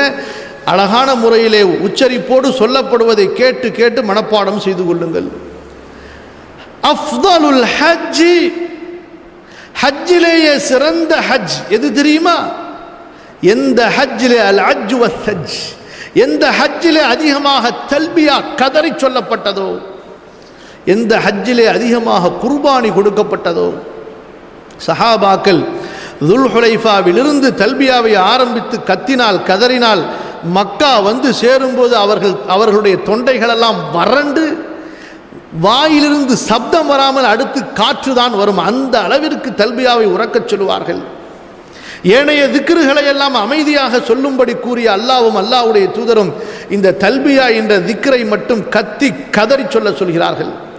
ஒரு தாய் மாடு தான் தவறிய கன்றை தேடி கதறுவது போன்று தல்பியாவின் சப்தம் இருக்க வேண்டும். கூட்டமாக சேர்ந்து எல்லாரும் இவர் ஒருத்தர் சொல்ல அப்புறம் பின்னாடி சொல்ல, அப்படி கிடையாது. அவரவர் சொல்லிக்கொண்டே இருக்க வேண்டும். அவருக்கும் அவருடைய ரப்புக்கும் இடையில் அவரவர் சொல்லிக்கொண்டே இருக்க வேண்டும்.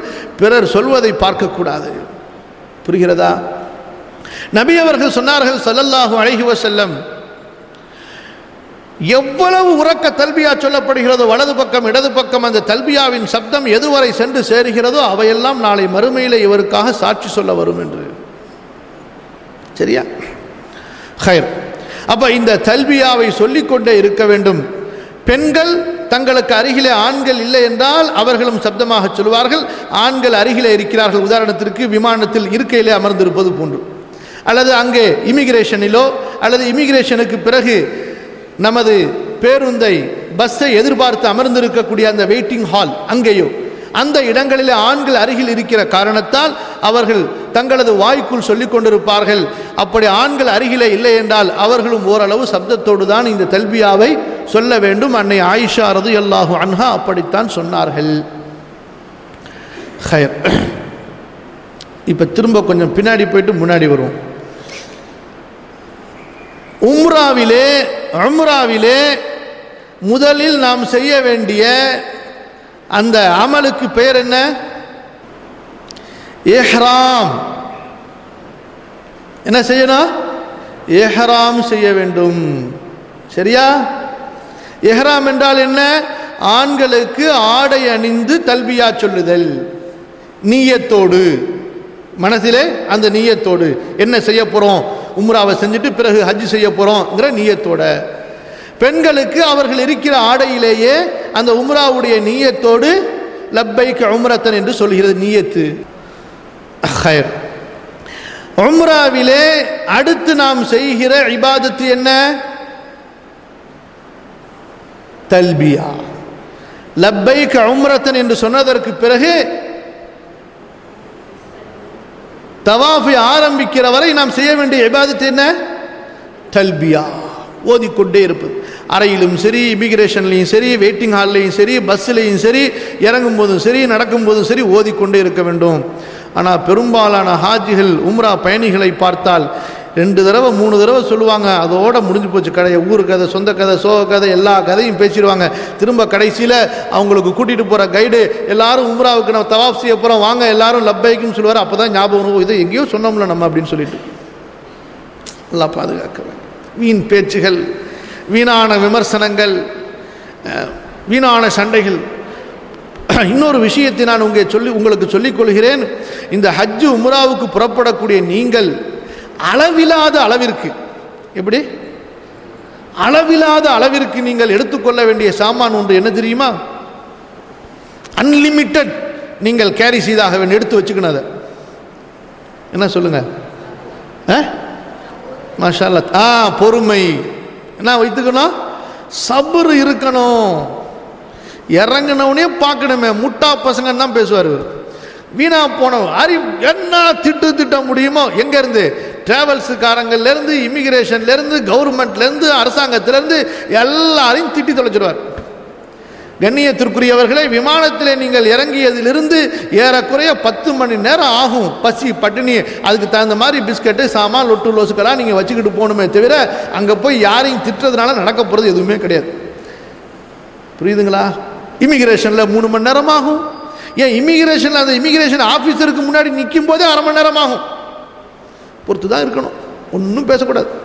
தல்பியா ஒதுக்கிட்டே இருக்க வேண்டியதுதான். அப்புறம் அங்கேருந்து வெளியே வந்தோன்னே சாமான் எடுக்கிறதுக்கு 1/2 மணி நேரம் ஆகும். சாமான் எடுத்துகிட்டு வெளியே போனால் திரும்ப அந்த சாமானை கொண்டு போய் ஸ்கேனில் போட்டு வெளியே கொண்டு வந்து போடுறதுக்கு 3/4 மணி நேரம் ஆகும். திரும்ப பஸ்ஸுக்குன்னு சொல்லி கொண்டு வந்து உட்கார வச்சுருவாங்க. குறைஞ்சது அல்லது கூடினது 5-6 மணி நேரம் ஆகலாம். எல்லாத்துக்கும் தயாராக இருக்கணும். அதுக்கு பேர் தான் ஹஜ்ஜு சப்ரா. புரியுதுங்களா? இந்த சிரமத்தை எல்லாம் தாங்க. என்ன நீங்கள் இவ்வளவு காசு வாங்கிட்டு எங்களை இவ்வளவு அவதிப்படுத்துறீங்களே, எங்களை போட்டு அல்லல் படுத்துறீங்களான்னு போய் அங்கே செய்ய முடியாது. யாராக இருந்தாலும் இந்த கஷ்டங்களை எல்லாம் கடந்தால் தான் அவர் அங்கே போக முடியும். அப்போ என்ன நீங்கள் அன்லிமிட்டடாக எடுத்துகிட்டு போனோம்? சபர், பொறுமை இருக்க வேண்டும், சகிப்புத்தன்மை இருக்க வேண்டும். அப்போ தான் இபாதத்து ருசியாக இருக்கும். சிரமத்திலே இபாதத்தின் ருசியை காண வேண்டும். அந்த கஷ்டத்தில் நிற்கிற கஷ்டம், சாமான தூக்கிட்டு போகிற கஷ்டம், பஸ்ஸில் ஏறுற கஷ்டம், எதிர்பார்க்கிற கஷ்டம், இதிலே ஹஜ்ஜுடைய சுவையை காண வேண்டும். புரியுதா? சரி, இப்போ நீங்கள் ரூமுக்கு போனீங்க, திரும்ப தேவைப்பட்டா குளிக்கலாம், தேவைப்பட்டா இஹ்ராமுடைய ட்ரெஸ்ஸை மாற்றலாம், பெண்களும் ட்ரெஸ்ஸை மாற்ற விரும்பினா மாற்றலாம். அதுக்கு பிறகு ஒழு செய்து கொண்டு நீங்கள் அல் மஸ்ஜிதுல் ஹராம், புனித மஸ்ஜிதை நோக்கி, காபாவை நோக்கி செல்வீர்கள். புரிகிறதா?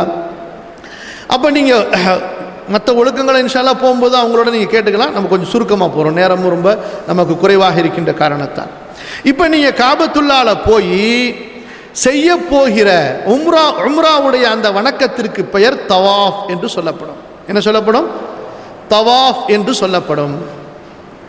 அப்போ இந்த தவாஃப் செய்ய போகிறதுக்கு சுத்தம் இருக்க வேண்டும். ஆண்கள் பெருந்தொடக்கு சிறுதொடக்கிலிருந்து சுத்தமாகி ஒழு செய்திருக்க வேண்டும். கண்டிப்பாக பெருந்தொடக்கு இருக்காது. இஹ்திலாம் ஆயிடுச்சு, தூங்கும்போது இஹ்திலாம் ஆயிடுச்சு, கண்டிப்பாக குளிச்சிருக்கணும். சரியா? மனைவி இடத்தில் சேர்ந்திருக்கக்கூடாது. கண்டிப்பாக சேர்ந்தால் இஹ்ராம் பாத்திலா போயிடும்.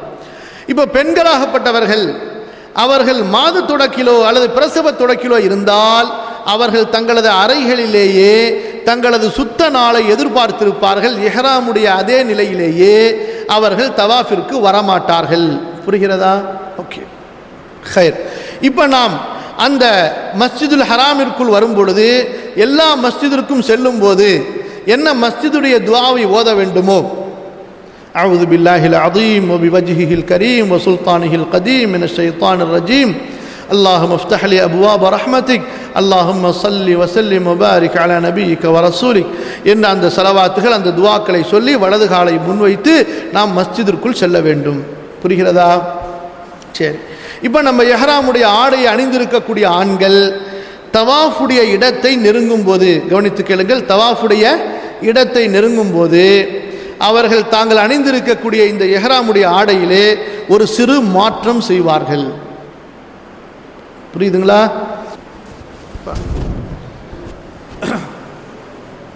இப்போ கீழே நீங்கள் ஒரு இஹ்ராமுடைய ஆடையை நல்லா அணிஞ்சதுக்கு பிறகு இந்த மாதிரி இஹ்ராம்லாம் போடாதீங்க தயவுசெய்து.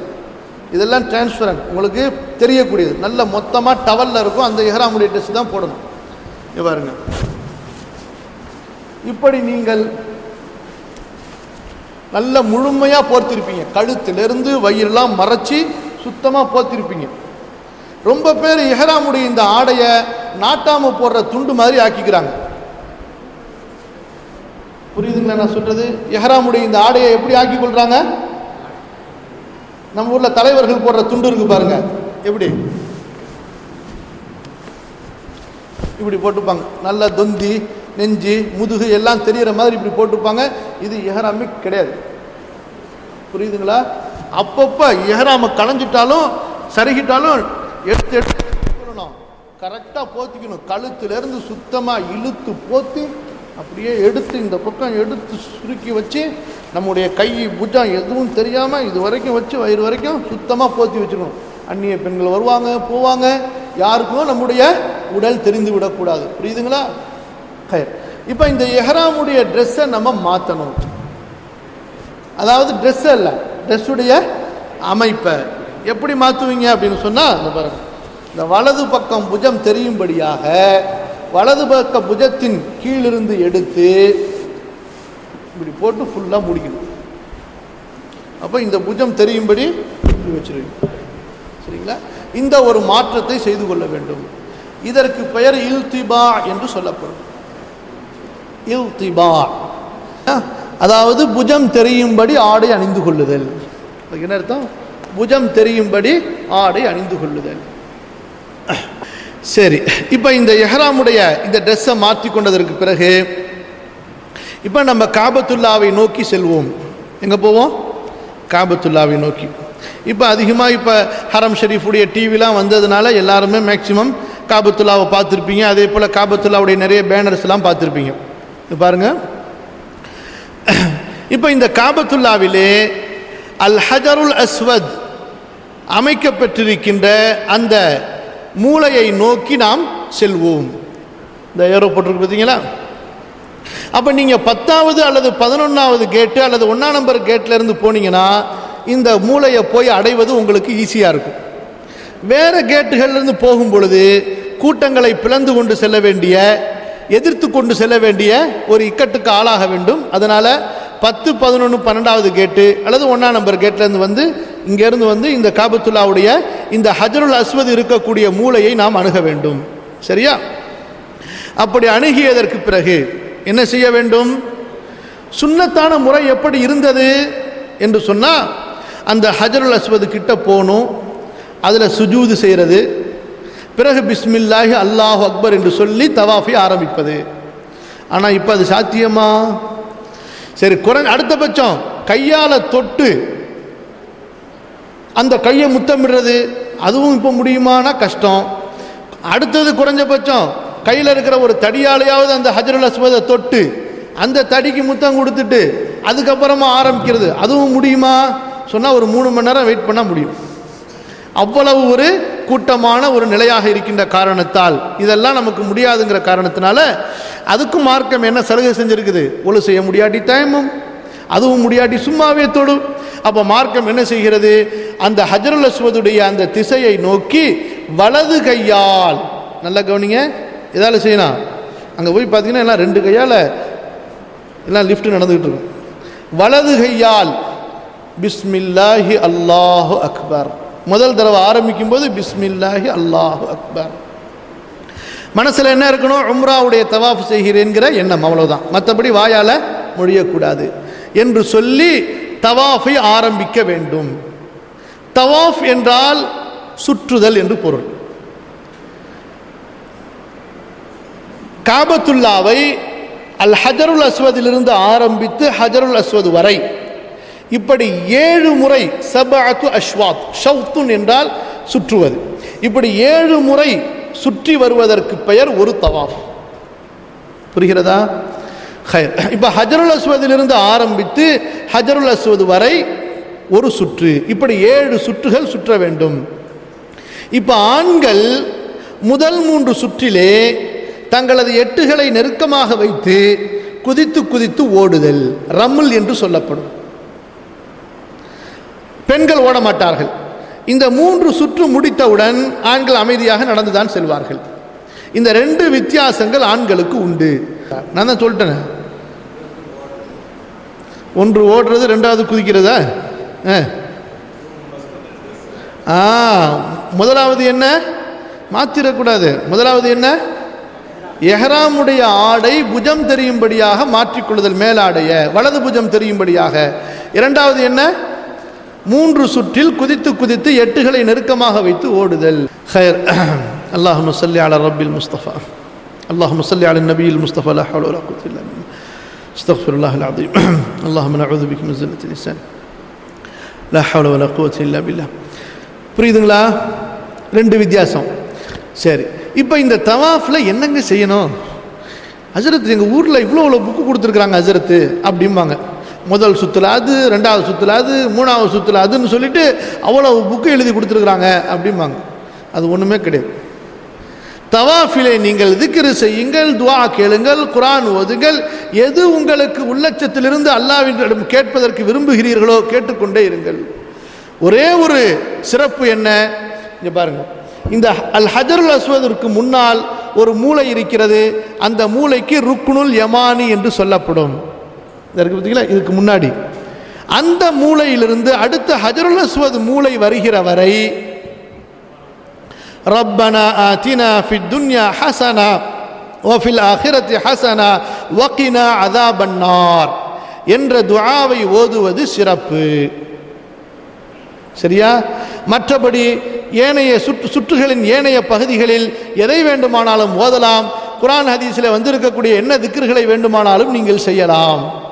புரியுதுங்களா? சரி, இப்போ திரும்ப ஒரு கேள்வி கேட்குறேன்.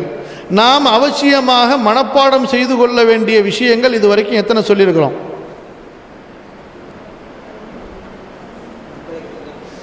முதல்ல நியத், தல்பியா, லப்பைக் உம்ரத்தன் முத்தமத்திஅன் பிஹா இலல் ஹஜ். இரண்டாவது தல்பியா. மூன்றாவது இப்போ சொன்ன ரப்பனா ஆத்தினா ஃபித் துன்யா ஹசனா. சரியா? பிஸ்மில்லாஹி அல்லாஹ் அக்பர் எல்லாருக்கும் தெரிஞ்சது.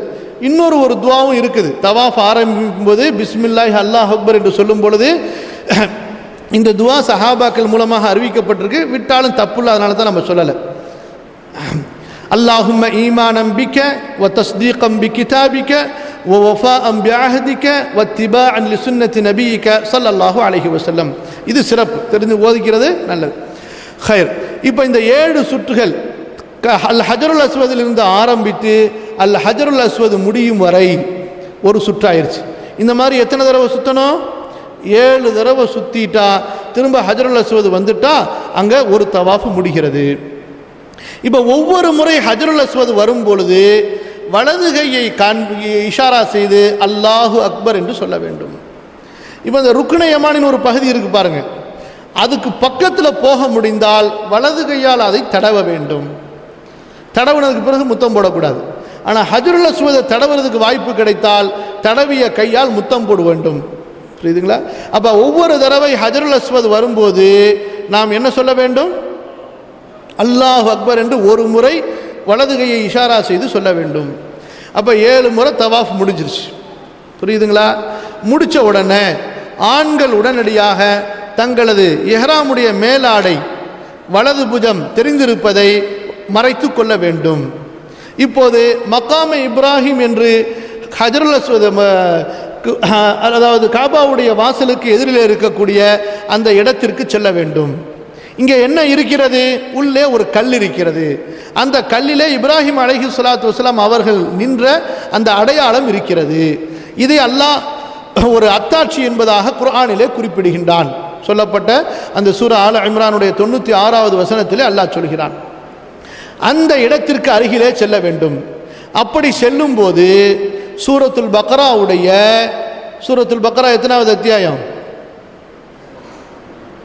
20வது அத்தியாயம், 2வது அத்தியாயம். மாஷா அல்லாஹ். சூரத்துல் பக்ரா 2வது அத்தியாயத்தினுடைய 128வது வசனத்திலே வருகிற ஒரு வாக்கியம் வத்தஹிது மின் மகாமி இப்ராஹீம முஸல்லா.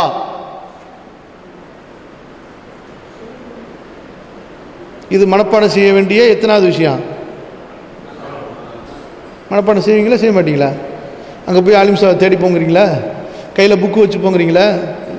மனப்பாடம் பண்ணிடுறேன். சரியா? வத்தஹிது மின் மகாமி இப்ராஹீம முஸல்லா. இந்த வசனத்தை ஓதிட்டு 2 ரக்காத்துகள் சுருக்கமாக தொழுகணும். புரியுதா? அங்கே போய் சூரத்துல் பக்ராவை ஆரம்பிச்சிடக்கூடாது. அங்கே போனோன்னு தான் தக்குவா ஆரம்பிச்சோன்னா கடைசியில் சுன்னத்தை விட்டுருவாங்க. தக்குவா ஆரம்பிச்சுட்டு நம்ம தமிழ்நாட்டில் சொல்லுவாங்க, அந்த காலத்தில் ஒருத்தர் ரொம்ப தக்குவாவில் கீழே உள்ள கையிலே கழட்டி தலப்பாக கட்டிக்கிட்டாராம் தக்குவான்னு சொல்லிட்டு. அந்த மாதிரி ஆகிடக்கூடாது. தக்குவாங்கிற பேரில் சுன்னத்தை பாழ்படுத்தி விடக்கூடாது. கயர். அப்போ சுருக்கமாக 2 ரக்காத். அதுவும் எப்படி தொழுகணும் ரசூல் ஸல்லல்லாஹு அலைஹி வஸல்லம் சொல்லி தருகிறார்கள். முதல் ரக்காத்திலே சூரத்துல் ஃபாத்திஹா ஓதியதற்கு பிறகு சூரா அல் காஃபிரூன். 2வது ரக்காத்திலே சூரத்துல் ஃபாத்திஹா ஓதியதற்கு பிறகு சூரத்துல் இக்லாஸ், குல் ஹுவல்லாஹு அஹத், அவ்வளவு தான் ஓதணும். புரியுதுங்களா? தொழுது முடிச்சு சலாம் கொடுத்தோடனே எந்திரிச்சிடணும். அங்கே உட்காந்துக்கிட்டு துவாவை ஆரம்பிச்சிடக்கூடாது. கூட்டு துவாவும் கிடையாது, தனி துவாவும் கிடையாது. சலாம் கொடுத்தோடனே எந்திரிச்சிட வேண்டியது தான். எந்திரிச்சு எங்கே போனோம்? ஜம்சம் தண்ணியை தேடி போக வேண்டும். சரியா? அப்போ ஜம்சம் தண்ணியை போய் எவ்வளவு முடியுமோ குடிச்சுக்குங்க. யாராவது சுகர் பேஷண்ட்டு, அந்த யூரின் அந்த மாதிரி இருந்தாங்கன்னா அவங்க ஓரளவு குடிச்சுக்கங்க. ஏன்னா அடுத்து என்ன செய்யணும்? நம்ம சரி செய்யணும். அதுக்கு ஒரு 3/4 மணி நேரம், 1 மணி நேரம், 1.5 மணி நேரம், கூட்டமாக இருந்தால் 2 மணி நேரம் தேவைப்படும். அப்போ அந்த அளவுக்கு. ஆனால் ஜம்சம் தண்ணியை பொறுத்த வரைக்கும் எவ்வளவு குடிக்கிறோமோ அவ்வளவு சிறப்பு. ஈமானுடைய அடையாளம் அது. ஜம்சம் தண்ணியை குடிக்கும் பொழுது என்ன நியத்தில் குடிக்கிறோமோ அந்த நியத்து நிறைவேறும். பூமியில் இருக்கக்கூடிய தண்ணீர்களிலேயே உயர்ந்த சிறந்த தண்ணீர் அது. நோய்க்கு நிவாரணம், பசிக்கு உணவு. சரியா? குறிப்பிட்ட எந்த துவாவும் கிடையாது. எவ்வளவு துவா வேணாலும் நீங்கள் கேட்கலாம். அதற்கு பிறகு தலையிலும் முகத்திலும் அந்த தண்ணீரில் கொஞ்சத்தை தெளித்து கொள்வது. இப்போ என்ன செஞ்சு முடிச்சிருக்கிறோம்?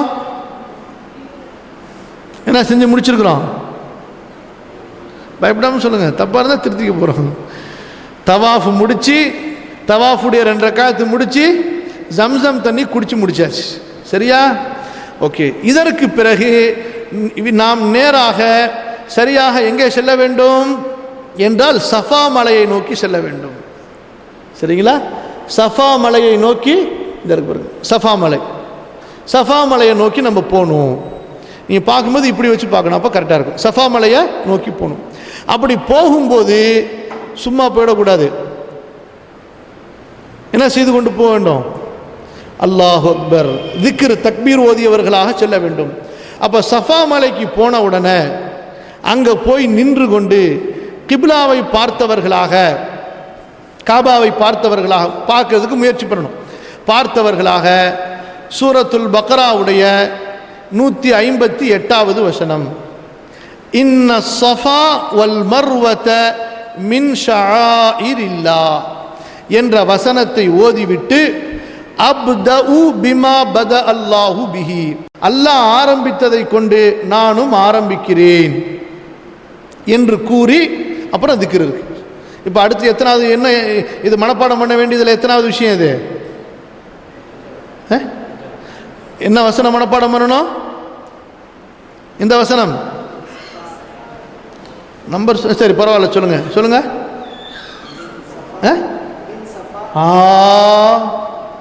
இன்ன ஸஃபா வல் மர்வத மின் ஷஆஇரில்லாஹ், நிச்சயமாக சஃபா மலை இன்னும் மர்வா மலை அல்லாஹுவின் புனித அடையாள சின்னங்களில் உள்ளவை. இதை ஓதியதற்கு பிறகு அப்தஉ பிமா பத அல்லாஹு பிஹி, அல்லாஹ் ஆரம்பித்ததிலிருந்தே நானும் ஆரம்பிக்கிறேன். அல்லாஹ் எதிலிருந்து ஆரம்பிச்சிருக்கிறான்? சஃபா மலையை சொல்லி. எனவே சஃபாலிருந்து நான் ஓட ஆரம்பிக்கிறேன். சரியா?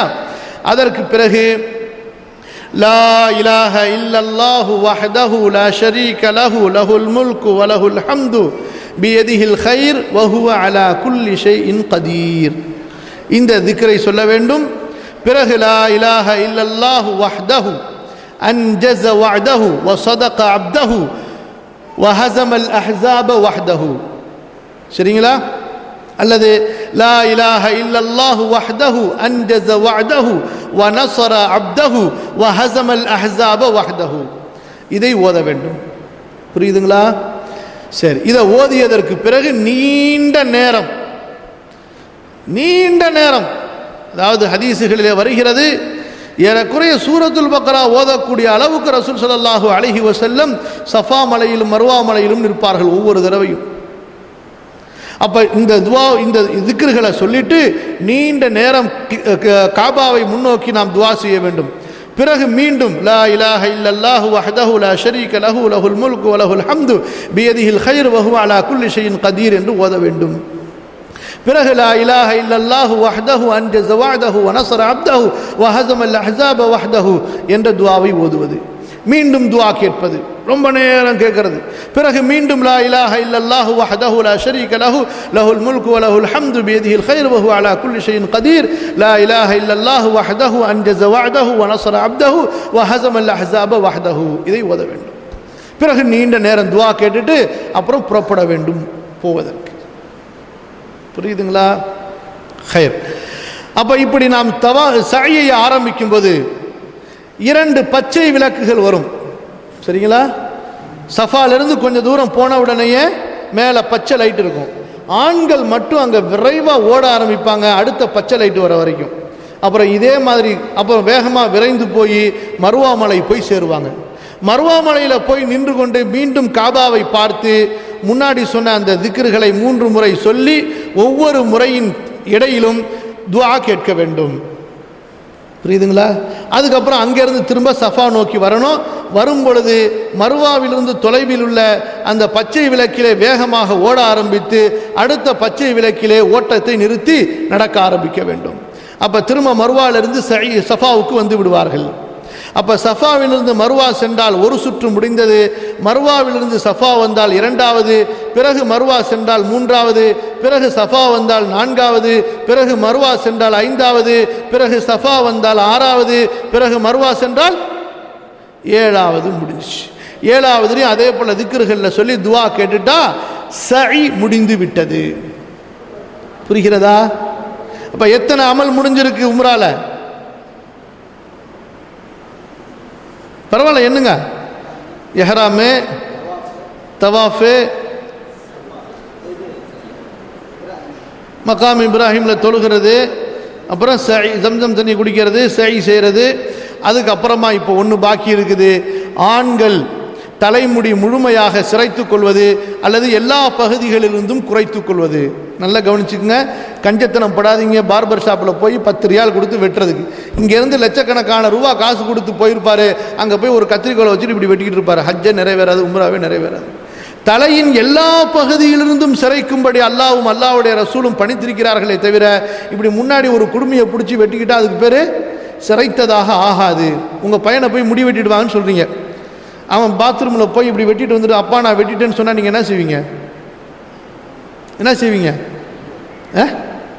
என்ன செய்வீங்க? உங்கள் பையன் முடி நிறைய வளர்ந்துருச்சு, போய் முடி வெட்டிட்டு வாப்பான்னு காசு கொடுக்குறீங்க. அவன் பாத்ரூமில் போய் கத்திரிக்கோல் எடுத்து இப்படி வெட்டிவிட்டு அத்தா நான் முடி வெட்டிட்டேன்னு சொன்னால் என்ன செய்வீங்க வாப்பான்னு கேட்குறேன். நீங்கள் என்ன செய்வீங்க? அல்லாஹ் அக்பர். அல்லாஹ்வுடைய கோபம், அவனுடைய ரசூலுடைய கோபம் எவ்வளவு பயங்கரமானதை யோசித்து பாருங்கள். அல்லாஹ்வுடைய மார்க்கத்தை இன்று பலர் பரிகாசம் செய்கிறார்கள். கத்திரிக்கோலை வச்சுட்டு இப்படி வெட்டிட்டு நான் முடி வெட்டிட்டேங்கிறாரு. அப்போ பெண்கள் தங்களுடைய கூந்தலை அல்லது சடை போட்டிருந்தால் சடையை மொத்தமாக சேர்த்து அப்படியே பிடித்து கொண்டு வந்து கடைசியில் விரலுடைய ஒரு நுனி அளவுக்கு வந்த உடனே அதை அப்படியே வெட்டிடணும். அதுக்கு பிறகு எஹ்ராமிலிருந்து நீங்கள் வெளியேறி விடுவீர்கள். உம்ரா முடிஞ்சிச்சு. உம்ரா இப்போ இது சொல்லப்பட்ட தர்த்தீப். இதில் கட்டாயம் என்ன? எஹ்ராம், தவாஃப், சஇ, முடிவெட்டுதல், இது கட்டாயம். மற்றது சொல்லப்பட்டதெல்லாம் சுன்னா, தர்த்தீப், முறைகள், ஒழுங்குகள். சரியா? சரி. அதுக்கு பிறகு நீங்கள் காபத்துல்லாவில் வந்து பாத்து பண்ண வேண்டியது, தவாஃப் பண்ண வேண்டியது, குர்ஆன் ஓத வேண்டியது. அங்கே இருக்கிற காலங்களில் ஒரு தொழுகைக்கு 1,00,000 தொழுகையுடைய நன்மை, ஒரு ரக்காத்துக்கு 1,00,000 ரக்காத்துடைய நன்மை தவற விட்டு விடக்கூடாது. அப்புறம் பிற 8 அன்று நீங்கள் ஹஜ்ஜுக்காக மீண்டும் தல்பியா கூறி இஹ்ராமிற்குள் வர வேண்டும். சரிங்களா? ஆண்கள் தங்களுடைய ஆடைகளை களைந்து கொண்டு முடிகளை ஒதுக்கிவிட்டு அவர்கள் இஹ்ராமிற்காக ஆடை அணிந்து அவர்கள் எந்த அறையிலே தங்கி இருக்கிறார்களோ அங்கிருந்தே லப்பைக ஹஜ்ஜத்தன் சொல்லுங்க. அதே போல பெண்கள் அவங்க இருக்கிற ஆடையில ஹிஜாபோட புர்காடைய லப்பைக ஹஜ்ஜத்தன் என்று சொல்லி ஹஜ்ஜை ஆரம்பிப்பார்கள். அந்த பிற 8வது நாளுக்கு பெயர் யௌமு தர்வியா என்று சொல்லப்படும். புரியுதுங்களா? இப்போ இந்த பிற 8 அன்று லப்பைக ஹஜ்ஜத்தன் என்று சொன்ன உடனே அதே போலதான், இதே போல அதான் அதே போல உம்ராவை போல உம்ரால என்ன செஞ்சோம்? லப்பைக்க உம்ரத்தன் சொன்னதுக்கு பிறகு அதான் மறந்துட்டோம் மேஜரத்து. தல்பியாவை கத்தி கதறி சொன்னோம் அல்லவா? அதே போன்றுதான் இப்போதும் அடுத்து பிறை 10 அன்று ஜம்ரத்துல் அகபால கல் எறிகிற வரைக்கும் தல்பியாவை கத்த வேண்டியதுதான். எது வரைக்கும்? பார்த்தீங்களா? பாதியை தான் சொல்றது. அப்போ போற வழியிலே ஒரு கள்ளத்துக்கு எரிஞ்சிட்டீங்கன்னா முடிஞ்சு போச்சா? பிறை 10 அன்று இப்போ வழியில் போயிட்டு இருக்கிறீங்க, ஒரு கல் தடுக்குனுச்சு, கல்லை தூக்கி போட்டாச்சு, முடிஞ்சு தல்பியாவா? பிறை 10 அன்று ஜம்ரத்துல் அகபாவிலே அந்த கற்களை 7 கற்களை எறிகிறதுக்கு போய் நிப்பீங்க பாருங்க. அப்போ முதல் கல்லை எடுத்து உயர்த்தும் பொழுது அது அப்போ நிப்பாட்டிட வேண்டியது. அது வரைக்கும் தல்பியா. ஓகே. அப்போ பிற 8 அன்று இஹ்ராமில் ரெடி தயாராகி தல்பியா கூறி நாம் போக வேண்டும். எங்கே போக வேண்டும் சொல்லுங்க பார்க்கலாம். கரெக்டா? மாஷா அல்லாஹ். எங்கே போனோம்? மினாவுக்கு போகணும். சில பேர்கிட்ட கேட்டால் நேராக காபாவுக்கு போகணுன்றாங்க. ரொம்ப பேர் அப்படி தான் விளங்கி வச்சுருக்காங்க. காபாவில் போய் 2 ரக்காய் தொழுதுட்டு அதுக்கப்புறமா போகணும். சில பேர் காபாவில் போய் மஸ்ஜிதுல் ஹராமில் இருந்தால் எஹ்ராமு கட்டணும்னு விளங்கி வச்சுருப்பாங்க. அப்போ நேராக நம்ம எங்கே போனோம்? மினாவிற்கு செல்ல வேண்டும். மினா என்பது புனித எல்லையில் உள்ள ஒரு இடம். இது வெறும் டென்ட்டுகளாக கூடாரமாக இருக்கும். கப்ரிஸ்தானு கூட கொஞ்சம் அங்கே படுக்கிறதுக்கு நமக்கு கொஞ்சம் பெருசாக இருக்கும். ஆனால் அதை விட ரொம்ப சுருக்கமாக தான் அங்கே உங்களுக்கு பெட்டு போட்டு வச்சுருப்பாங்க. யாரும் அங்கே போய் எனக்கு கட்டில் கொடுங்க, எனக்கு தனியாக ரூம் கொடுங்க அப்படிலாம் கேட்டுறாதீங்க. இங்கேயே கபருக்கு போகிறதுக்கு ரெடி ஆகிற மாதிரி ரெடி ஆகிக்க வேண்டியது தான். எவ்வளவு வெறும் எஹராமுடைய ட்ரெஸ்ஸு பிற 10ல் சுத்தமானதுக்கு பிறகு போடுறதுக்கு ஒரு ட்ரெஸ்ஸு எக்ஸ்ட்ரா, அவ்வளவுதான். அதுக்கு போக எல்லாம் சின்ன சின்ன சாமானை வச்சுக்க வேண்டியதான். படுக்கிறதுக்கு இப்பயே வீட்டில் படுத்து பழகிக்கொள்ளுங்க. ஒரு பக்கம் சாஞ்சி தான் படுக்க முடியும், மல்லாந்து படுக்க முடியாது. ஒரு பக்கம் சாஞ்சி படுத்துட்டு அப்புறம் ஒரு 2 மணி நேரம் கழித்து திரும்ப நீங்கள் படுக்கிறதா இருந்தால் எந்திரிச்சு திரும்ப இப்படி சாஞ்சிக்கிட்டு படுக்கணும். படுத்துக்கிட்டே பிறண்டு சாஞ்சிட முடியாது, ஏன்னா அடுத்தவங்க மேலே சாஞ்சி போயிடும். அந்த மாதிரி வீட்லேயே ட்ரைனிங் எடுத்துக்கொள்ளுங்க. இவ்வளவு தான் இருக்கும். பாத்ரூமுக்கு குறைஞ்சது அரை மணி நேரம் 3/4 மணி நேரம் க்யூவில் நின்று தான் ஆகணும். அதுக்கான தயாரிப்பிலே போய்க்க வேண்டியது. புரியுதா? ஒவ்வொரு தேவைகளையும் அந்த நேரங்கள் வருவதற்கு முன்னதாகவே நம்ம போயிடணும். கடைசி நேரத்தில் போனால் க்யூவில் நிற்க வேண்டியதான், 1 மணி நேரம் டென்ஷன் ஆக வேண்டியதான், சண்டை போட வேண்டியது தான். தொழுகையா அரை மணி நேரத்துக்கு முன்னாடியே ஒழு செஞ்சிட வேண்டியது. பாத்ரூமா 40 நிமிஷத்துக்கு முன்னாடியே போயிட வேண்டியது. எந்த தேவையாக இருந்தாலும் சரி, எல்லாத்துக்கும் ஒரு தான் இருக்கும், க்யூவில் தான் நின்னாகணும். நீங்கள் ராஜாவாக இருந்தாலும், மந்திரியாக இருந்தாலும், குஜாவாக இருந்தாலும், விஐபியாக இருந்தாலும் அல்லது ஐபியாக இருந்தாலும் நீங்கள் அப்படி தான் நடந்து கொள்ள வேண்டும். அங்கே போய் எங்கேயுமே நான் யார் எப்படின்னு சொல்லிட்டுலாம் பெருமை பேசிக்கிட்டு இருக்க முடியாது. பெரிய பிரச்சனை என்ன தெரியுமா? ஆண்கள் பக்கத்தை விட பெண்கள் பக்கத்தில் தான் சண்டை சச்சரவு அதிகமாக இருக்குது. அதனால் பெண்கள் இந்த விஷயத்தில் ரொம்ப கவனமாக இருக்கணும், ஒத்துழைப்பாக இருக்கணும். அங்கே பார்த்தீங்கன்னா இடம் பிடிக்கிறதுக்கு பாருங்களேன், என்னமோ வருஷக்கணக்காக தங்குற மாதிரி போனவனையே பைய வைக்க வேண்டியது, பெட்டை விரிக்க வேண்டியது, பாயப்படும். லா ஹவ்ல வலா குவத்த இல்லா பில்லா. அப்போ நம்ம பிற 8 அன்று யௌமு தர்பியாவிலே இஹ்ராமை அணிந்து இஹ்ராமுடைய தல்பியாவை சொல்லி ஹஜ்ஜுடைய தல்பியாவை சொல்லி எங்கே செல்வோம்? மினாவுக்கு போயிடுவோம். அங்கே மினாவில் போய் லொஹர், அசர், மக்ரிப், இஷா, சுபுஹ் 5 நேர தொழுகைகள். அந்த 5 நேர தொழுகைகளில் அவங்கவுங்களுடைய கூடாரத்தில் ஜமாத்தா ஒவ்வொரு தொழுகையையும் தனித்தனியாக, ஜமாத்தா தனித்தனியான்னு சொன்னால் குழம்பிடாதீங்க. ஜமாத்துன்னு சொன்னால் ஒரு இமாமோட சேர்ந்து, தனித்தனியான்னு சொன்னால் அடுத்த தொழுகையோட சேர்க்காம அதான் சொல்லி இகாமத்து சொல்லி தொழுகணும். முன் சுன்னத்தும் கிடையாது, பின் சுன்னத்தும் கிடையாது. மற்ற நஃபில்கள் நீங்கள் தொழுதுக்கலாம், லுஹா தொழுதுக்கலாம், தஹஜ்ஜுத் தொழுதுக்கலாம், தஹியத்துல் உது தொழுதுக்கலாம், அதெல்லாம் தொழுதுக்கலாம். ஆனால் ஃபர்தான தொழுகைக்குள்ள முன்பின் சுன்னத்துகள் கிடையாது. அதிகமாக குர்ஆன் ஓதுங்க, திக்ரு செய்யுங்க, துவா கேளுங்க, அங்கே நடக்கக்கூடிய நல்ல பயான்களில் கலந்து கொள்ளுங்க. அப்போ மினால நீங்கள் என்றைக்கு போவீங்க? மினாக்கு போகிற நாள் என்ன நாளுக்கு, எந்த நாளைக்கு போவீங்க? பிற 8 அன்று போவீங்க. அந்த நாளுக்கு பேர் என்ன? அதெல்லாம் அவசியம் இல்லை ஹஜ்ரத். அந்த நாளுக்கு பேர் என்ன? யௌமு தர்வியா.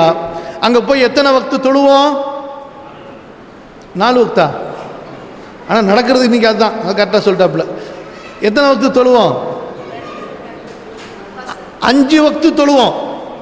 லொஹர், அசர், மக்ரிப், இஷா, சுபஹ் 5 வக்து தொழுவோம். கசர் செஞ்சு தொழுவோம். அப்போ மக்ரிப் எத்தனை ரக்காத் தொழுவணும்? கசர் செஞ்சு 3 தான். சுபஹ் எத்தனை ரக்காத்து தொழுவணும்? 2 தான். சில பேர் கசர்னு சொன்னோன்னா அதையும் போய் 1.5 ரக்காத்து ஆக்கிடக்கூடாது. இமாம் சாப் கசர்னு சொன்னார் அப்படி, அதனால் விவரமாக தருது. அப்போ ஒரு தொழுகையை இன்னொரு தொழுகையோட சேர்க்காம லொஹர 2 ரக்காத்து, அசர் 2 ரக்காத்து, மக்ரிப் 3 ரக்காத்து, இஷா 2 ரக்காத்து, வித்ரு தொழுதுக்கணும், சுன்னத்து கிடையாது. ஃபஜ்ருடைய தொழுகைக்கு சுன்னத்து இருக்குது, 2 ரக்காத்து ஃபர்து இருக்கு. ஃபஜ்ரையும்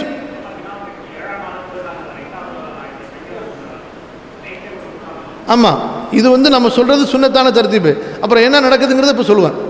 இப்போ என்ன செய்கிறாங்க? கூட்ட நெரிசலுங்கிற ஒரு காரணத்தை சொல்லி பிற 7 நைட்டுக்கு மிட் நைட்டுக்கு பிறகு கொண்டு போய் விட்டுறாங்க. அப்படி போகும் பொழுது நீங்கள் தல்பியா ஓதிக்கிட்டு தான் போகணும். நீ ஹஜ்ஜுடைய நியத்தை வச்சுட்டு தான் நீங்கள் போகணும், சும்மா போயிடக்கூடாது. 1. 2வது என்ன செய்வாங்க? இப்போ பிறை 9 சுபு தொழுததுக்கு பிறகு தான் மினாலிருந்து புறப்பட வேண்டும். எதை நோக்கி? அரஃபாத் நோக்கி புறப்பட வேண்டும். ஆனால் கூட்டங்கிற ஒரு காரணத்தை சொல்லி 12 மணிக்கு மேலேயே கொண்டு போயிடுவாங்க. அனுமதிக்கப்பட்டது, ஆனால் சிறப்பு கிடையாது. நடந்து போகிறதுக்கு யாருக்காவது தாக்கத்து இருந்துச்சுன்னு சொன்னால் கூட்டத்தை எதிர்பார்க்காம, அதுவும் அவங்க கூட்டத்தை விட்டு பிரிகிறதுனால பிரச்சனை இருக்கக்கூடாது, அந்த மாதிரி பார்த்துக்கணும். இவர் கூட்டிகிட்டு வந்த அம்மா, இவர் கூட்டிகிட்டு வந்த மனைவி, இவர் கூட்டிகிட்டு வந்த சகோதரியெல்லாம் இன்னொருத்தர் தலைமையில் கட்டி வச்சுக்கிட்டு நான் சுன்னத்தான முறையில் ஹஜ் செய்ய போயிடுறேன்னு சொன்னால் அது பிரச்சனையாக போயிடும். மஹரம் தேவை, பெண்களுக்கு உதவி தேவை. ஹைர். அப்போ என்ன செய்யணும்? பிறை 9 அன்று சுபுஹ் தொழுததுக்கு பிறகு எதை நோக்கி போனோம்? அரஃபா நோக்கி போகணும். அதே போல தான் தல்பியா ஓதலாம், லா இலாஹ இல்லல்லாஹ் ஓதலாம். தல்பியா, லா இலாஹ இல்லல்லாஹ். அரஃபா போனது குறைஞ்சபட்சம் லொஹருக்கு முன்னாடி அரஃபாவுக்கு போயிட்டு லொஹருக்கு பிறகு அரஃபாக்குள்ளார போய் அங்கே அதான் சொல்லுவாங்க, இகாமத்து சொல்லுவாங்க. லொஹருடைய தொழுகையை 2 ரக்காத்து தொழுதுட்டு அதுக்கப்புறம் உடனே இகாமத்து சொல்லி அசரை 2 ரக்காத்து தொழுதுடணும். சரிங்களா? அதுக்கு பிறகு தேவைன்னா கொஞ்சம் நேரம் ஓய்வு எடுத்துட்டு, அல்லது முன்னாடியே போயிட்டோம்னா கொஞ்சம் நேரம் ஓய்வு எடுத்துட்டு, சூரியன் லுஹருடைய நேரம் முடிஞ்சு கொஞ்சம் லேட் அப்படி ஆரம்பிச்சதுக்கு பிறகு துவாவுக்காக ஆயத்தமாகி விட வேண்டும். எதுவரை துவா செய்ய வேண்டும்? அன்றைய சூரியன் மறைகிற வரை துவாவிலே இருக்க வேண்டும். நின்றவர்களாக கிப்லாவை முன்னோக்கி துவாவிலே ஈடுபட வேண்டும். நபி ஸல்லல்லாஹு அலைஹி வஸல்லம் சொன்னார்கள், ஹஜ்ஜுடைய நாளிலே அரஃபா, அல் ஹஜ்ஜு அரஃபா, ஹஜ் அரஃபா தான் ஹஜ் என்று. அப்போ குறைஞ்சது ஒரு சில நிமிடங்கள் கூட அங்கே போலேன்னு சொன்னால் அடுத்த நாள் சுபுஹ் வரைக்கும் அந்த நாள் இருக்குது. போலேன்னு சொன்னால் ஹஜ்ஜை நிறைவேறாது. முழுமையாக சூரியன் மறைகிற வரை அரஃபாவிலே தங்கி இருப்பது ஹஜ்ஜுடைய வாஜிபுகளிலே ஒன்று. விட்டால் ஒரு தம், ஒரு குர்பானி, ஒரு ஆடு பலியிட வேண்டிய பரிகாரம் செய்ய வேண்டும். சரி, அப்போ சூரியன் மறைஞ்ச உடனே அங்கேருந்து கிளம்பி நம்ம எங்கே போனோம்? முஸ்தலிஃபா போனோம். எங்கே போனோம்? மகரிபு தொழுகையை தொழக்கூடாது. முஸ்தலிஃபா போனதற்கு பிறகு உடனடியாக ஒது செய்து கொண்டு சுத்தமாகி கொண்டு அதான் சொல்லி இக்காமத்து சொல்லி மகரிபை 3 ரக்காத்தும் பிறகு இக்காமத்து சொல்லி இஷாவை 2 ரக்காத்தும் தொழுதுவிட்டு வித்ரை தொழுதுவிட்டு உடனடியாக ஓய்வு எடுத்துக்கொள்ள வேண்டும். புரிகிறதா? வேற எந்த வேலையிலும் ஈடுபடக்கூடாது. பிறகு சுபுகுடைய நேரமானவுடன் முதல் நேரத்தில் எழுந்து சுத்தம் செய்து சுபுகுடைய 2 ரக்காத்து சுன்னத்து தொழுதுவிட்டு பிறகு ஃபர்லை தொழுதுவிட்டு அங்கிருந்து கொஞ்சம் கடந்து சென்று அல் மஷ்ஆருல் ஹராம் என்ற மலை வருகிற இடம் வந்தவுடன் அங்கே நின்று கொண்டு சூரியனுடைய அந்த வெளிச்சம் சுபுகு, அதாவது சூரிய வெளிச்சம் ஏற்படுகிற வரை கிப்லாவை முன்னோக்கி துவாவிலே ஈடுபட்டு கொண்டிருக்க வேண்டும். வாகனத்தில் உங்களை உட்கார வச்சிருந்தாலும் வாகனத்தில் இருந்து கொண்டே நீங்கள் துவாவிலே இருக்க வேண்டும். அப்போ சூரியன் உதிக்கிற ஆரம்பித்ததுக்கு பிறகு நல்ல வெளிச்சம் ஆரம்பிக்கும் பொழுது அப்போ நீங்கள் அங்கேருந்து மினா செல்ல வேண்டும். புரியுதுங்களா? அப்போ மினா போன உடனே நேராக நீங்கள் டென்ட்டில் போய் உங்கள் சாமானை வச்சாலும் சரி அல்லது நேராக நீங்கள் கல்லெறிய போனாலும் சரி, நீங்கள் செல்ல வேண்டியது ஜம்ரத்துல் அகபா, மக்காவிற்கு அருகில் உள்ள 3வது பெரிய ஜம்ரா. அந்த ஜம்ரத்துல் அகபாக்கு போகும் பொழுது நீங்கள் வழியில் 7 கற்களை, பொடி கற்களை, கொண்டக்கல்லை அளவுள்ள சிறு சிறு பொடி கற்களை எடுத்துக்கொள்ள வேண்டும். சரி, அந்த பொடி கற்களை எடுத்து வச்சுக்கிட்டு ஜம்ரத்துல் அகபா போன உடனே வலது பக்கம் மினாவை ஆக்கி கொண்டு இடது பக்கம் மக்காவை ஆக்கி கொண்டு அந்த ஜம்ராவை பார்த்து அந்த 7 கற்களை அல்லாஹு அக்பர் அல்லாஹு அக்பர் என்று ஒவ்வொரு முறையும் தக்பீர் சொல்லி 7 கற்களை நிதானமாக எரிய வேண்டும். அப்போ இந்த கற்களை எரியும் ஆரம்பிக்கும் போது தல்பியாவை நிப்பாட்டிட வேண்டியது. முடிஞ்சா?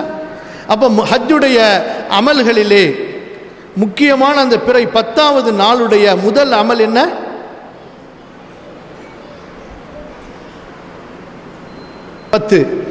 இன்னைக்கு பிறனா எந்த பிறையை கேட்குறோம்? இப்போ நம்மலாம் ஹஜ்ஜு செஞ்சுக்கிட்டு இருக்கிறோம். இன்னைக்கு பிற எத்தனை? 10. அப்போ முதல் அமல் என்ன சொல்லுங்க? பயப்படாமல் சொல்லுங்க. கல்லெறிவது. பிறை 10 அன்று முதலிலே செய்ய வேண்டிய அமல் என்ன? கல்லெறிவது. அதற்கு பிறகு குர்பானி கொடுப்பது. அப்போ இந்த குர்பானி கொடுப்பதற்கு 2 ஆப்ஷன் இருக்கு. ஒன்று என்ன? அங்கே அரசாங்கம் ஏற்படுத்தி இருக்கக்கூடிய கவுண்டர்களிலோ அல்லது அரசாங்கத்தினால் அங்கீகரிக்கப்பட்ட கவுண்டர்களிலோ நீங்கள் அது 450 ரியாலோ 500 ரியாலோ சொல்லுங்க. உதுஹியா, அதாவது ஹதி சொல்லுங்க. ஹதி அதாவது ஹஜ்ஜுடைய பலிப்பிராணி, ஹதின்னு சொல்லணும். வெறும் உதுஹியான்னு சொன்னால் அது சாதாரணமான மக்கள் பெருநாள் அன்னைக்கு இருக்கிறாங்கல்ல, அந்த உதுஹியாவாக போயிடும். அல்லது தமு ஃபிதியான்னு சொன்னால் குற்றத்துக்காக வேண்டி கொடுக்கப்படக்கூடிய பரிகாரமாக போயிடும். எல்லாத்துக்கும் தனித்தனி கலரில் டோக்கன் இருக்கணும். நீங்கள் ஹஜ்ஜு தமத்துன்னு சொல்லி காசு கட்டினா அந்த கலர் டோக்கனை கொடுத்துருவாங்க. எந்த கலர் டோக்கனை? ஹதியுடைய டோக்கன் சொல்லுங்கள். அரபியில் அதுக்கு என்ன சொல்லுவாங்க? அங்கே போய் குர்பானிலாம் சொன்னால் வேணுங்க, எல்லாமே குர்பானி தாங்க. ஹதி சொல்லுங்கள். ஹதி, ஹதியுடைய டோக்கன் வாங்கிக்க வேண்டியது. அப்படி செய்யலாம். அப்படி இல்லைன்னா கஷ்டப்பட்டு ஒரு 4-5 கிலோமீட்டர் நடந்து போய் ஸ்லாட்ரிங் ஹவுஸுக்கு பக்கத்தில் இண்டிவிஜுவலாக ஆடு வச்சுருப்பாங்க, மாடு வச்சுருப்பாங்க, ஒட்டகம் வச்சுருப்பாங்க, வாங்கி நீங்கள் அறுக்கலாம். அது என்ன சாத்தியங்கிறது நீங்கள் தான் முடிவு பண்ணிக்க வேண்டியது. ஆனால் கட்டிடுறது ரொம்ப நல்லது. 2வது அமல் என்ன? ஹதி, பலிப்பிராணியை அறுப்பது. 3வது தலைமுடியை ஆண்கள் சிரைத்துக் கொள்வது. பெண்கள் தங்களின் விரல் நுனி அளவு வெட்டி கொள்வது. முடிஞ்சிருச்சா? மூன்றாவது. நான்காவது, காபத்துல்லாவிற்கு சென்று தவாஃபு ஜியாராவும் சஃபா மர்வா மலையிலே சஅயும் செய்வது. இந்த 4 அமல்களை இந்த தர்த்தீபில் செய்யணும். பிற 10 அன்னைக்கு. அப்படி முடியலையா, இப்போ ஏற்கனவே நீங்கள் காசு கட்டிட்டா அப்போ குர்பானியை பற்றி கவலைப்படவே தேவையில்லை. முடிஞ்சிச்சா? ஒன்று. ரெண்டாவது, வந்து பார்க்குறீங்க கல்லெறிகிற இடத்துல கூட்டம் அனௌன்ஸ்மெண்ட் பண்ணிட்டு இருக்கிறாங்க, போவாதீங்க போவாதீங்கன்னு. நேராக முடி வெட்டுற இடம் ஃப்ரீயாக இருந்துச்சா போய் முடிய வெட்டிடுங்க. முடிஞ்சு. அப்போ முடிய வெட்டிட்டு நீங்கள் கல் எரிஞ்சிட்டீங்கன்னு சொன்னால் நீங்கள் அணிந்திருக்கக்கூடிய எஹ்ராமுடைய ஆடை அந்த போர்வைகளை கழட்டி விடலாம். பெண்கள் வேறு ட்ரெஸ்ஸு மாற்றிக்கலாம். முடிஞ்சு போச்சு. குளித்து சுத்தமாகி நறுமணம் பூசி செய்து கொள்ளலாம். புரியுதுங்களா இல்லையா சொல்கிறது?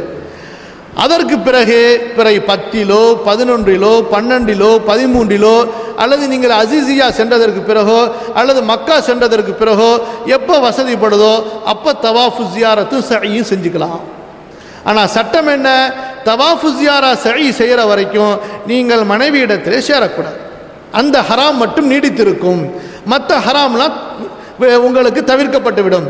தைக்கப்பட்ட ஆடை அணிவது, நறுமணம் பூசுறது, முகத்தை வெட்டுறது எல்லாம் உங்களுக்கு மன்னிக்கப்பட்டு அனுமதி அளிக்கப்பட்டுவிடும். புரியுதுங்களா?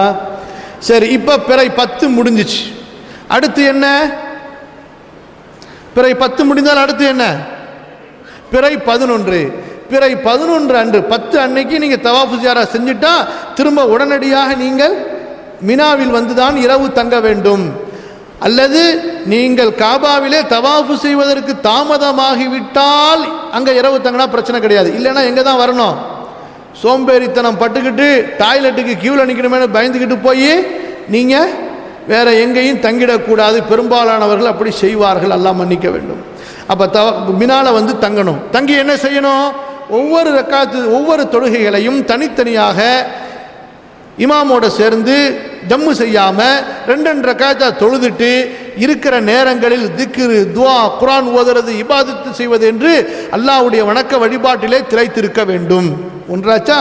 இரண்டாவது, பிறை 11 அன்று நீங்கள் சூரியன் நடுநிசியை தாண்டியதற்கு பிறகு லுஹருடைய நேரம் வந்ததற்கு பிறகு அங்கிருந்து புறப்பட்டு கல் எறிய செல்ல வேண்டும். இன்றைக்கு நீங்கள் 21 கல் பொறுக்கி எடுத்துக்கணும். 7 7 7ஆக 21 கற்களை பொறுக்கி எடுத்து வைத்துக் கொள்ள வேண்டும்.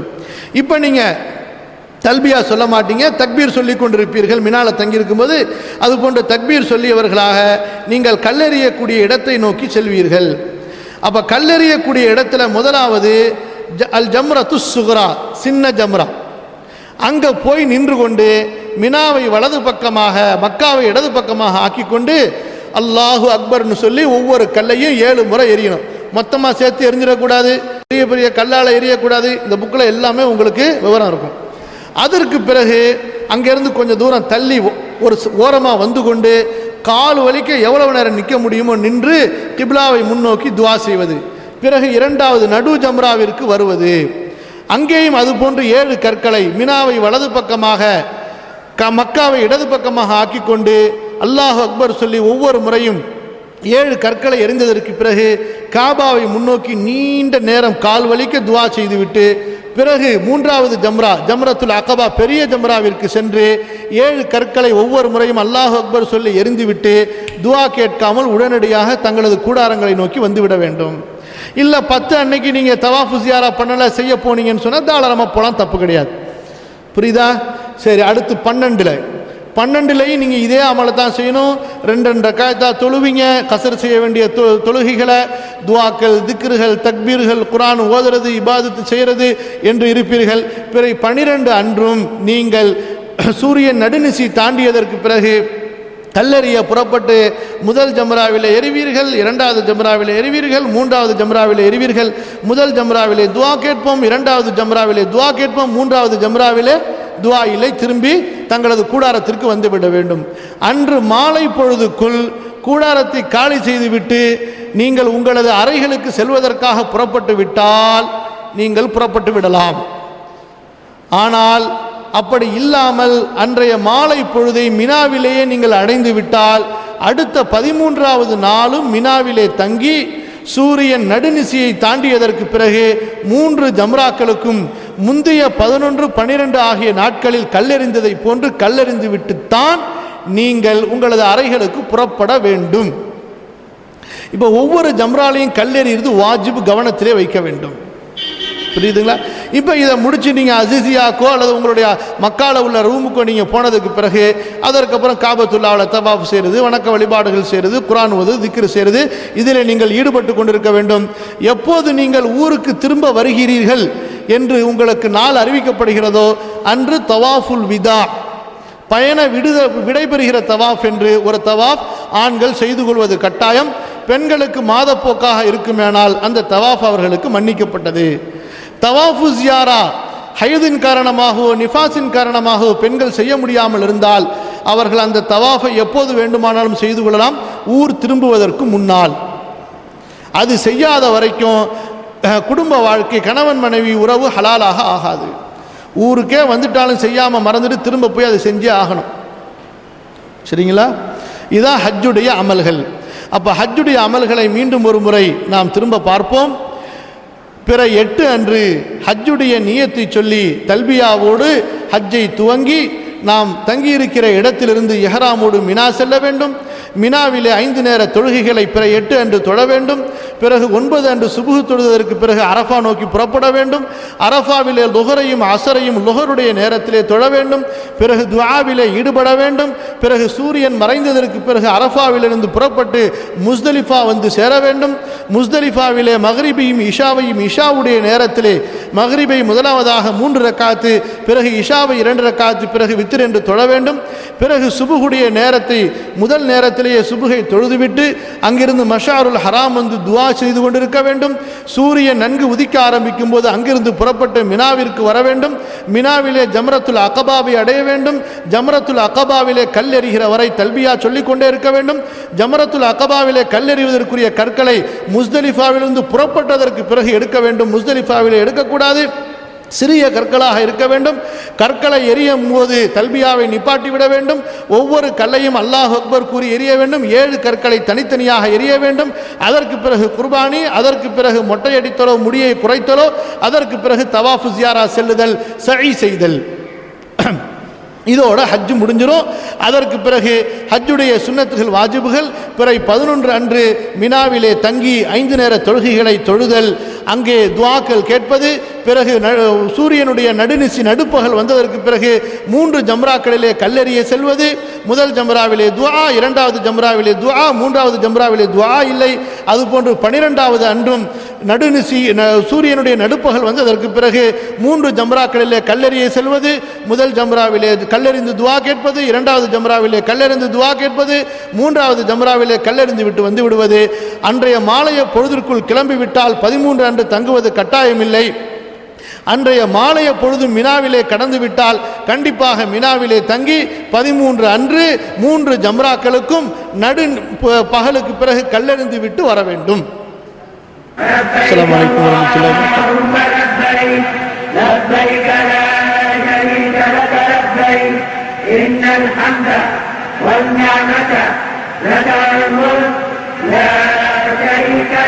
لبيك اللهم لبيك لبيك لا شريك لك لبيك إن الحمد والنعمة لك الملك لا شريك لك لبيك اللهم لبيك لبيك لا شريك لك لبيك إن الحمد والنعمة لك الملك لا شريك لك لبيك اللهم لبيك لبيك لا شريك لك لبيك إن الحمد والنعمة لك الملك لا شريك لك لبيك اللهم لبيك لبيك لا شريك لك لبيك إن الحمد والنعمة لك الملك لا شريك لك لبيك اللهم